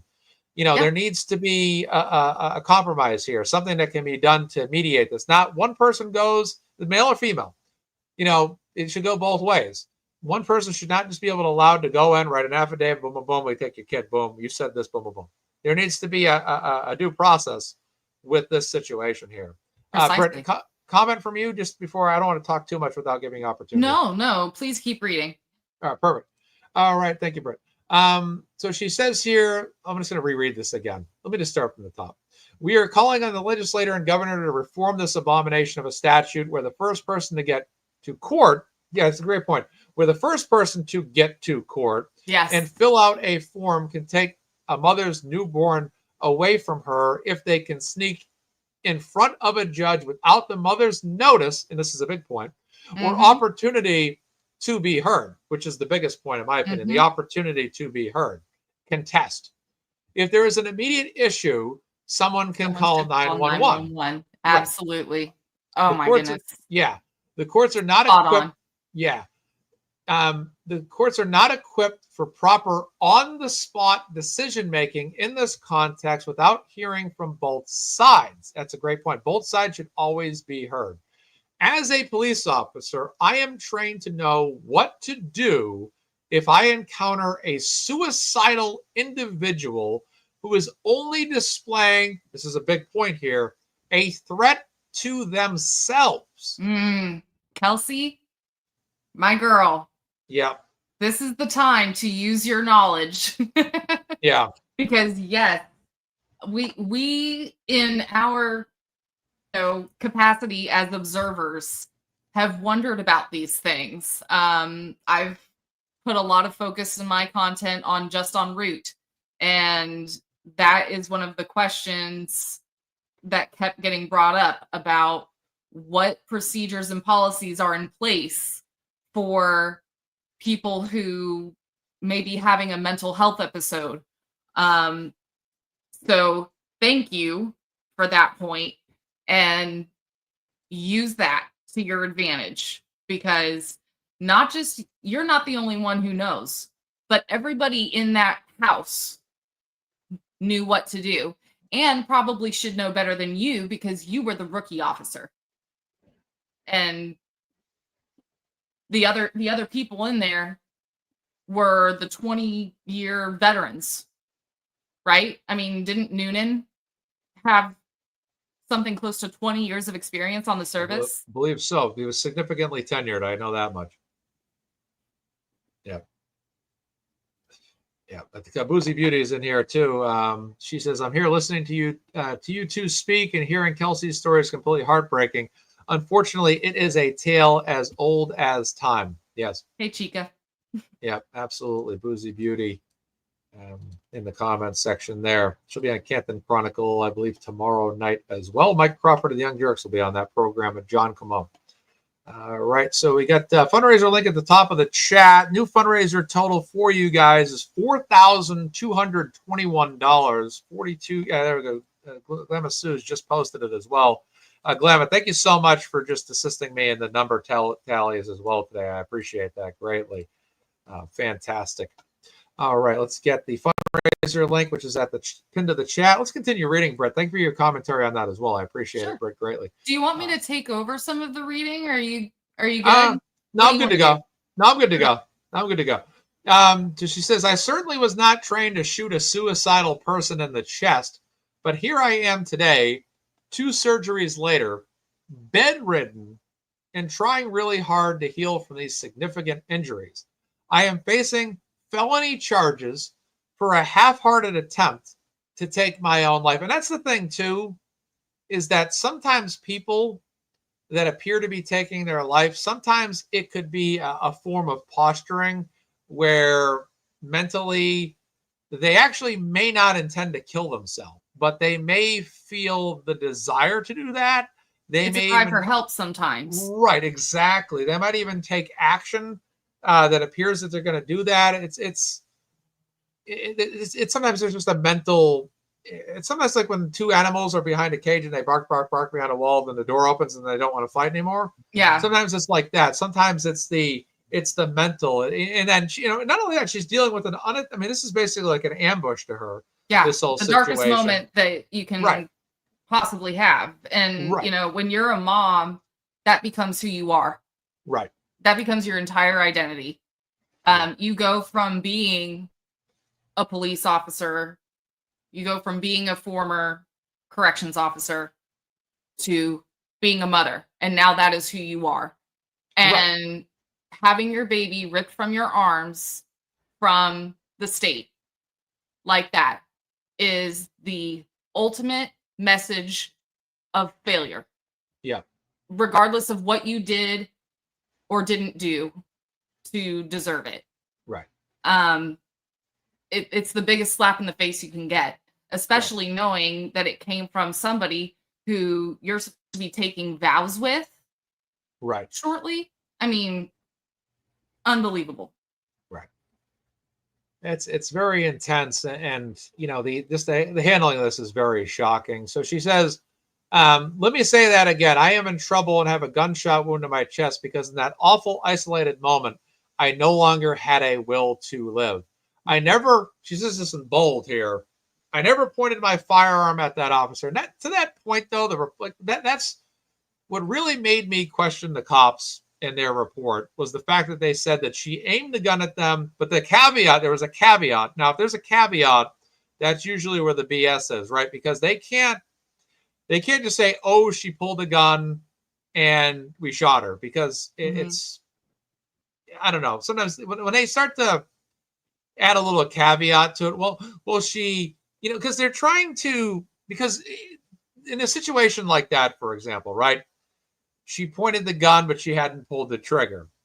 So sometimes it can be argued. There could be some gray area there where if you shoot the person aiming a gun at you, well, did that person actually intend to shoot you? Did they pull, sometimes there's protocol, right? So they say, one thing that points us, I mean, it's still feeling your way around with a blindfold, but right. One thing that was mentioned, and I wish I remembered which stream this took place on, so I could properly cite them. However, there was someone who was going through that motion from the Commonwealth yesterday, who was reading out loud that another officer, a third party, who at the time was downstairs, said that he heard Officer Noonan say the following words: "Don't do it, Kelsey." Right. And that would be more consistent with Kelsey aiming a weapon at herself than if she were aiming it at someone else. Because what you would expect to hear from a trained officer who is pointing a weapon at another human being would be something more like, drop your weapon. Right. Drop That's your what weapon they're trained now. to say. That's a great point, Brett. That's fantastically said, because that's what they would have said. Turtle Boy's not on tonight. I'm hearing that he is on tomorrow night. That's the news that I got from him on his X page tonight. So we'll take a little bit of that time up after 9 o'clock here to continue with our fundraiser. Brett, do you still have some time to get maybe like 20 minutes at least? Yeah. Okay, perfect. I told you I can hang. Okay, I know you could. Yeah, exactly. You're good to go. So thank you, Britt. Britt happens. Britt happens as long as we need her on the show for, right? That's great. Love it. Thank you, Britt. But, the point I was saying is that the caveat they added there was that, she aimed the gun at them, but then here's the caveat. The gun jams. And oh my God, she's going to go reload. And then that's when she shot, somewhere around that time frame. That's, to me, what literally sold me on, because I understand guns jam, but that just sounded like an awfully big coincidence. I would say, depending on whether or not that handgun had a safety, maybe if they said something along the lines of, she pointed to aim the gun at us, but the gun didn't click because the safety was on, right? It depends on whether or not that gun had a safety. If it didn't have a safety, well, then, they probably would have went with the gun jam thing, and that just, then she went to go fix it. And that doesn't, because the argument that I would make is if she went to go fire the gun and the gun jammed, then why not just rush her? Exactly. And take her to the ground and put her in cuffs instead of saying, because we don't want to shoot her.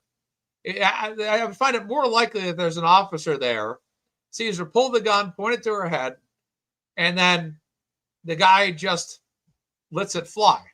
It's like that scene in you had an End of Bad Santa when he's running from the cops and he's on the front lawn trying to get the teddy bear to the kid.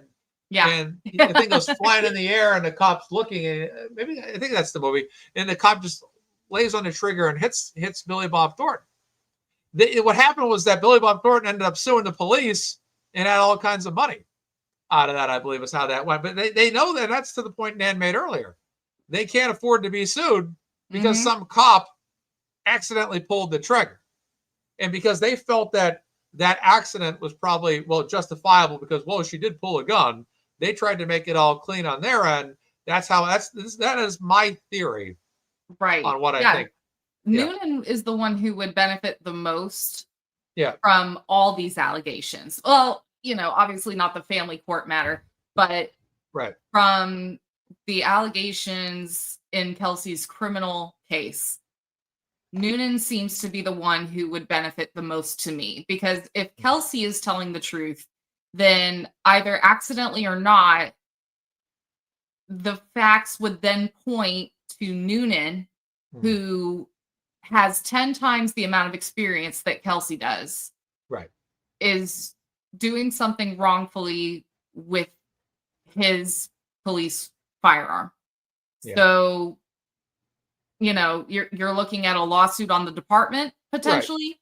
You're looking at Noonan losing his job, potentially his pension. So, it seems to me that this entire indictment would give the most protection to him out of anybody. And I don't like I said, I'm not here to say that I think the cop shot her with intent, meaning how did I want to word this? Meaning I had it in my head and I lost it. Maybe I'm getting tired. Maybe that's what's happening. My brain just went totally blank. What I'm saying is that, how did I word that? I have it in my, maybe I'm getting a little tired, right? That's probably what's happening after 3 hours. I'm starting to get I'm a little tired here, but what I'm saying is he might have just reacted to her putting the gun to her head and just instinctively shot. You know what I'm saying? In other words, I'm not saying he was I don't like a non-lethal hit or something to get her to stop. Right. Yeah. I just think that this is my theory at this time, not knowing all the facts. But what I'm saying is I probably think that whoever, the cop that fired the shot, I forget his name now, Noonan. He might have just done it. Someone said 2 shots. I think he did, Mazza. That's why 2 shots were fired. Well, I think that's a gray area too, because it could be panic fire too. Sometimes younger officers will overshoot sometimes too. Yeah. But you know what else he could have reached for, Mazza? A taser. He's got one of those. See, that's a great point. That's a great point. They could have simply taser gunned her and taken her down that way. There's non-lethal options in this particular situation. Yeah, not to mention he's 2-3 times her size. I mean, right. When I see an officer knee-jerk react with a firearm, I see somebody who maybe is not well trained in other tactics. You remember that time that lady, it was a female officer, might have been down in Florida or down south. She was going to taser gun somebody in a car, and she pulled her gun instead of that taser gun out and shot the person dead. You remember that situation? You remember that happening? Yeah, I think she ended up going to jail for that. I've never heard this. Yeah, that happened one time. Ooh, so her taser, I think her taser gun and her firearm were on the same side, and she pulled the handgun. And that's what she claims she did. Someone saying the Midwest, maybe Minnesota. I know that cop got in big trouble for that. Yeah, that was a wild. Double tap. Something again says, I know where you're going, Mazza, but double taps are trained. Tasering a person wielding a handgun is not what is trained. Yeah, that's a good point, though. That's a good point. No, that's a good point. It's also your friend. You know, I mean, there are a lot of interesting variables we have going on here. He was her partner. Right. And I think, like I said, my honest theory on that officer was I personally just think he panicked, or maybe he didn't panic. He went into he overmeasured his reaction. In other words, I'm not trying to justify what he did. By no means am I doing that. I'm just trying to say that I don't think that it was like a volatile, here's my opportunity to pull out my gun and shoot. I don't think it was that. I think it was just this guy choked and overreacted to a situation. And for some reason, these guys backed him up and didn't want to let him take the fall. So that's my theory, or what I think may have happened, before I have more time to gather more facts, and not knowing all the details. I could be absolutely wrong here, but and I'm always, like I said, I'm always willing to be wrong, and I'm always willing to correct myself if my theories are wrong. So I never state my theories as an absolute belief. It's more of like, this is my observation or projection based on what I currently think. So I just want to make that clear. And everyone always is very understanding of that when I run my show. So thank you to the chat. We'll continue reading. Let's see. That officer, here it is. I never pointed my firearm at the officer. That officer was not just a colleague. He was my friend. That officer and I experienced a very difficult and sad call for service together last summer. That call for service that day was a true tragedy and caused this officer and I to build a friendship due to experiencing it together. We entered the home and walked into something no human being should ever see. A murder-suicide scene with a mother and her infant. As a rookie police officer, this was devastating to me. At the time, I was 20 weeks pregnant. Wow. All right. The officer that shot me experienced this call with me. To this day, his support during that hard time is something I am grateful for, regardless of this recent incident that occurred. This traumatic murder-suicide call was the catalyst for my mental health complications. And again, she specifies very clearly here to reiterate this. At the time of witnessing that incident, the murder-suicide with a mother and her infant, she was a rookie cop and she was a mother, 20 weeks pregnant at the time. So you're filled with hormones. Right. And that's a very dark thing to walk in on. Right. So going through the pregnancy, then the birth, then the postpartum, there's almost no time to ever really have a full processing or a fully getting over that to the level of copingness that you need to get, I guess. So. Yeah. And not to mention this very same police department has been accused of not offering the mental health services that are needed following those traumatic occurrences. Right. So she says, let's continue here. This was the catalyst. The police officer never intentionally heard us. All right, let's read from here. To this day, his support during this hard time is something I am grateful for, regardless of this recent incident that occurred. This traumatic murder-suicide call was the catalyst for my mental health complications. As a police officer myself, I would never even think to intentionally hurt another police officer. I see everyone in uniform as my brothers and sisters. I especially would never hurt my friend who has a loving wife and children. I just would never.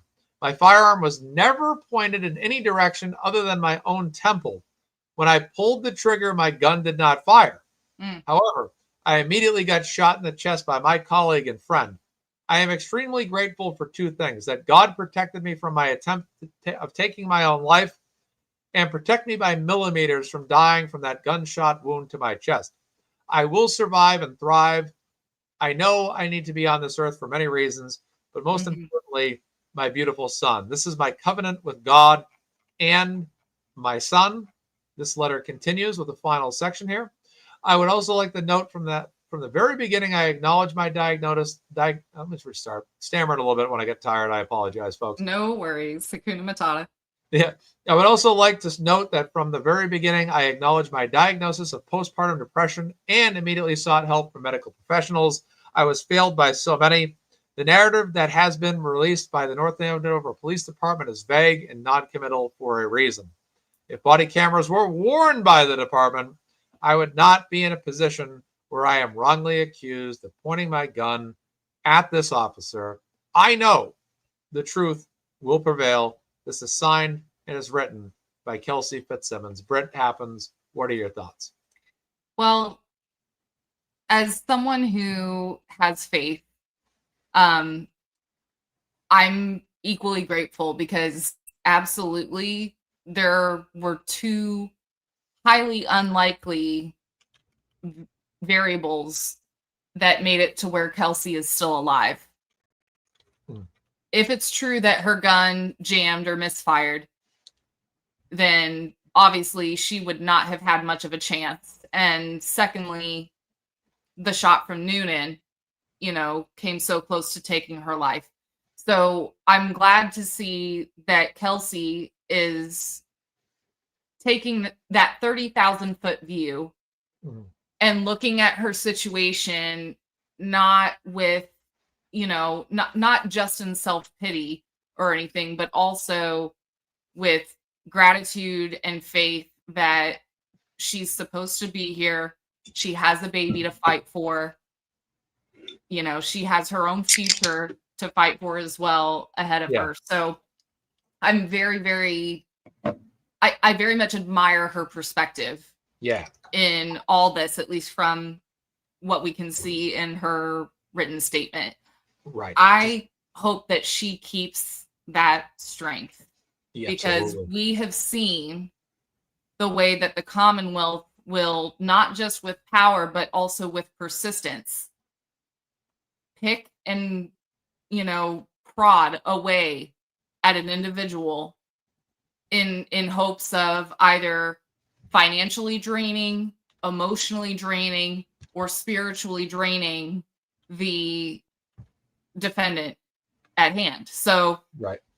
I hope that Kelsey keeps this same fire in her belly, Yeah. all the way. And as long as she does, I believe that the court of public opinion will continue to stand behind her. Mm.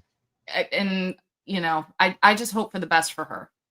Let's break here. Yes, I was just going to say the same thing myself. Kelsey Fitzsimmons, we believe, is watching presently, at least till 9:15. That's what Mike said.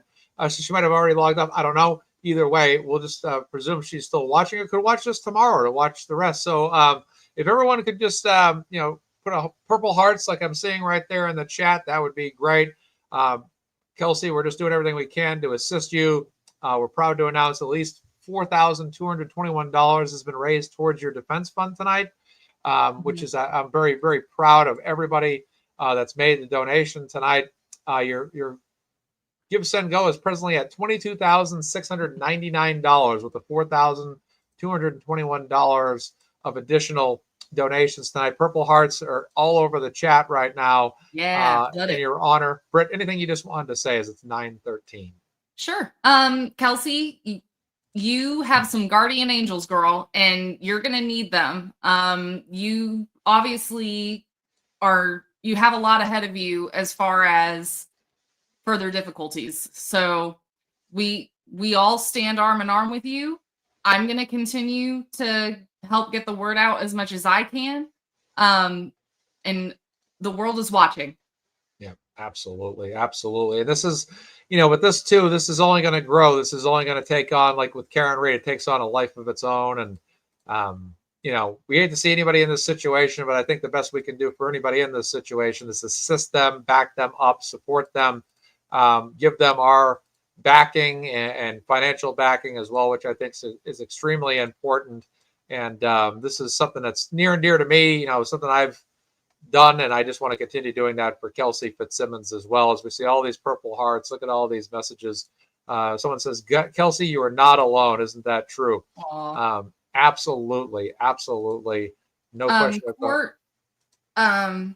Just said that she was relaying a message from Kelsey saying thank you so much in all caps. Where is that?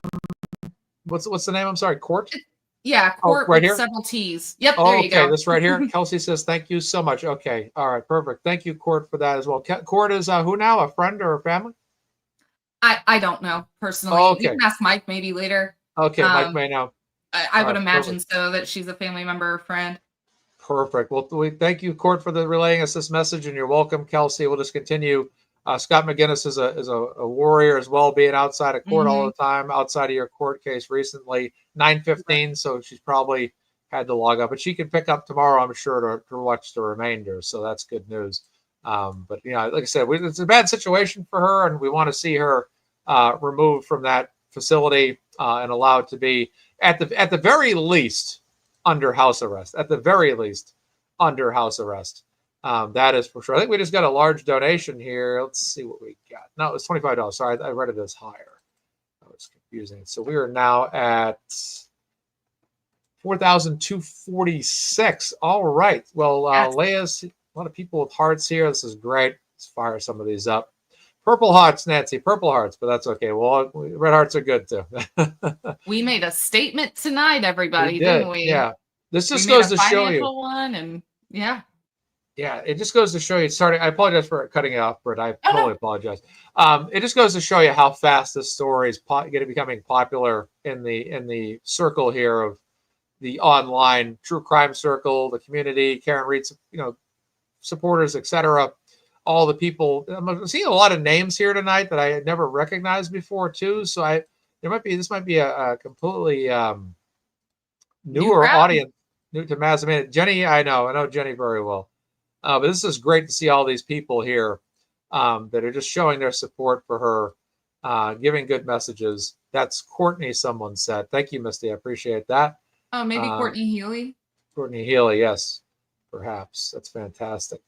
Someone says at court, we've only just begun. Kelsey will be known nationwide soon. Yeah, I mean, at this point, this needs to be a big story. Even though I'm not a fan of Court TV, I'd still like to see Court TV cover it just because they'll get it out there. And I'm sure, not to sound negative, but I'm sure Julie Grant will take the opposite perspective, as always. But all right, well, let's get to the current total right now. Let's double check it. I got 22,724. So Suze might have got another donation, and let's see. Yep, you got it. Yeah, I guess what I got too. 22,749 in total donations to date.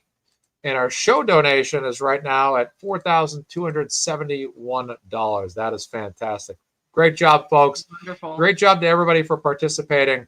Great job to you, Mazza. Yeah, I know. Yeah, I always say it means nothing if I do this show and only one person or nobody donates. It's I always say this fundraiser is only as successful as the people that participate and donate. So that's what I always say. So yeah, I just read that. So yeah, but yeah, this is going to be an interesting case in terms of seeing how it grows in terms of popularity, and I don't mean popularity in the common term, but maybe in terms of notoriety. Maybe is a better word to use. It's growing quickly. It's good. Like I said, this fundraiser was growing at what I'd call a very early stage. A couple hundred, couple thousand would come in from time to maybe day in and day out. It would go up a little bit, but then there comes that point where the multipliers start to factor in now, where all of a sudden it's 2-to-1 ratios, 3-to-1 ratios, 4-to-1 ratios, and all that does. That J curve kicks Yeah. in. It's like when something hits like even when Turtle Boy covered Karen Reed, once it started to hit there, boom, boom, boom, then more content creators talk about it. Then it becomes bigger and bigger. Melanie Little's talking about it, just grows and grows and grows, and it doubles, triples, quadruples. And then you start to see a fundraiser where you get maybe under 1,000. All of a sudden you're over 4,000 because the people are there that can bring in that are now focused on this case as well. So I'm done talking. I'm gonna let you talk. Someone complimented you, Brett. There's your compliment for you. Misty. Shucks. Well, thank you, Misty. Well, I'm going to go ahead and get myself some dinner and hit the hay. But thank you so much for having me. This is my first time on camera in quite a while. Yes. So I'm happy to be coming back. I will be resurrecting my channel. So Good. I'd love to have you back on my show. Open door policy with you. You're welcome back anytime. Thank you. Appreciate it. Likewise. Bert, thanks for reaching out to me this week. And as soon as you messaged me, I'm like, I'm inviting you, of course. No question about it. So great. I'll wrap the show. Brit Happens, ladies and gentlemen. Thank you for joining MazzaMedia. We'll be in touch soon, of course, about doing other shows. No question about that. Thanks, Mark. We got it. All right. Thanks, Britt. So again, a lot of guests here tonight. I'll just remove her. There we go. A lot of guests here tonight.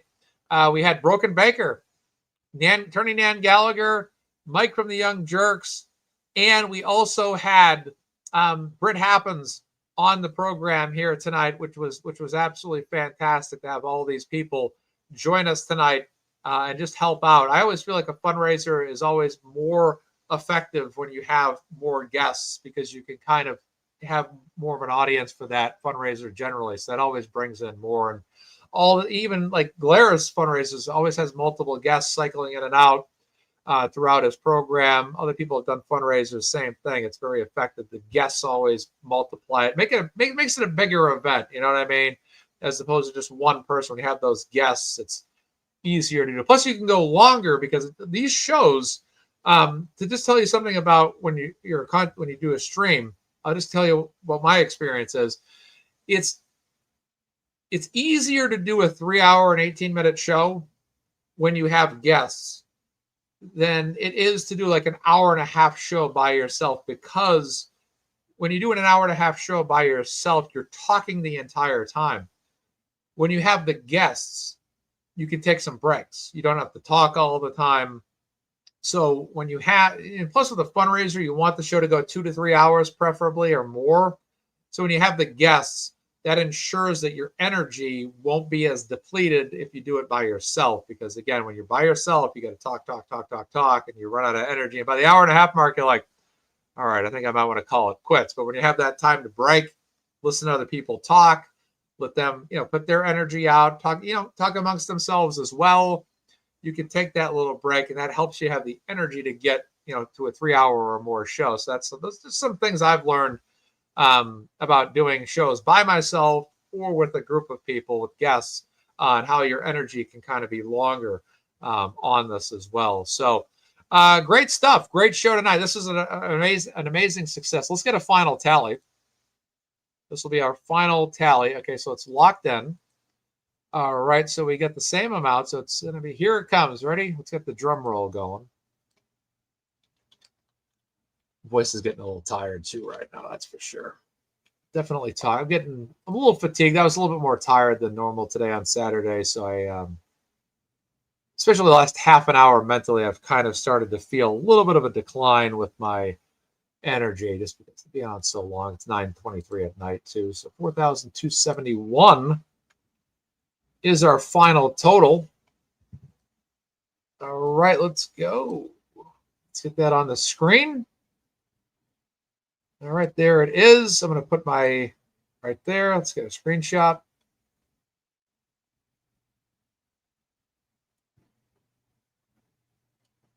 One moment.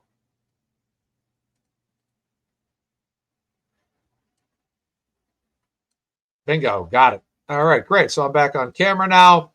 All right, great. So other than that, I'm going to be at DJ Calling All Beings event tomorrow in Norwood. That's the plan. I plan on going unless something changes. That's at 4 o'clock in Norwood at the Irish Brewing Company, 4 p.m. Patriots don't start till 4:25, so everyone will be able to get their first order of drinks and pizza in before the Patriots game starts, depending on the crowd. But I'll be there tomorrow. If you guys want to hang out, I'll be there. I'll be there. I'll be at Aiden's Halloween party as well on the 24th. I'll be at that. So those are my next appearances. Then at some point, I'm probably going to be at Kelsey Fitzsimmons' court session at some point. I'm probably going to be in there at some point. So that's where we are at. So great show. Look at that total right there. That's, ladies and gentlemen, that's fantastic. Absolutely fantastic right there with the donations, the charity, to assist her. Patriots are not on at 1 o'clock tomorrow. This is, I'm going to double check that. Hold on. I believe that is a 4:25 game in New Orleans tomorrow. Let's double check the Patriots. They moved it to 1? That game was originally scheduled for 4:25. Damn it. They changed the time on that game. That's a changed game right there. Goodness gracious. That's too bad. We should have just left the original time. It's 5 or 6 something, but all right. Well, I'll guess I'll listen to the game in the car or something when I'm driving out. Yeah, I flexed it. Yeah. Thanks for letting me know. I didn't even know that. I usually DVR every game anyway, so I would have noticed in about 20 minutes when I go to DVR. Usually the night before I DVR it. So I'll be like, wait a second, 1 o'clock. They changed the game to 1. What do you mean? So that's all right. So we will be fine. We will be okay. We will be all right. Patriots will have a big game, big win tomorrow. I'm looking forward to that. What a big win over Buffalo last week that was. That was an incredible game. And the Bills fans were trolling us. They're like, that's your Super Bowl. Ha, ha, ha, ha, ha. It's like, all right. Absolutely. Yeah, exactly. The people on the replay were also donated as well. That's huge news. Oh, they flexed the Jets to 3 a.m., 3 p.m. maybe. You must be Central Time. But that's okay. My voice is running tired. So I'm going to make some late night chicken wings. I'm going to have a night here. I'm going to go check on the Cubs, see how the Chicago Cubs are doing right now. They're playing against the Brewers. Game 5. And the Seattle Mariners-Detroit game was wild last night, as was the Phillies and Dodgers the night before. 2 Game 5s that have both gone in extra innings so far. But I'm rooting for the Cubs again. I like the Cubs. They're one of my more favorite teams out there. We got an update on our new total. Let's take a look. All right, we'll add it in. We'll add in the extra $20. Why not? I'm about to do another screenshot. That's okay though. That's okay. We don't mind doing extra screenshots. So 4,291.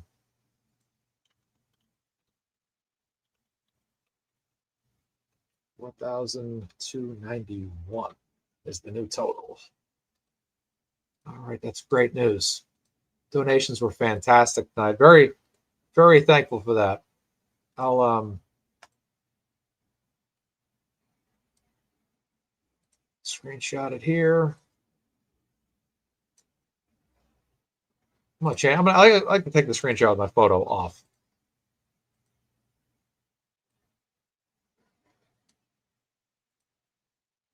One moment.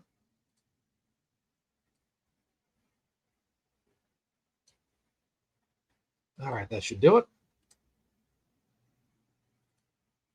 I don't know what's up with my screenshotter tonight, but it's acting up. My snipping tool. There we go. All right, finally, it took like 9 years to get that thing to work. All right, fantastic. Well, yeah, the Patriots had a great game against the Bills last week. They brought it. Bills fans were making fun of us like, oh, you guys were acting like it was your Super Bowl. But you know what?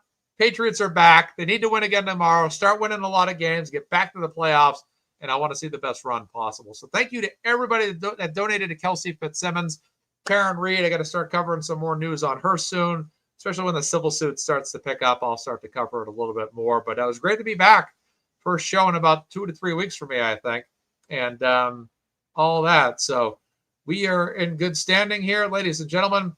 Have a great evening. Have a great Sunday. From MazzaMedia, I am Mark. Karen Reed's freed. Free Turtle Boy. Free Kelsey Fitzsimmons. And have a great night from MazzaMedia. All right, take care, guys. Bye-bye.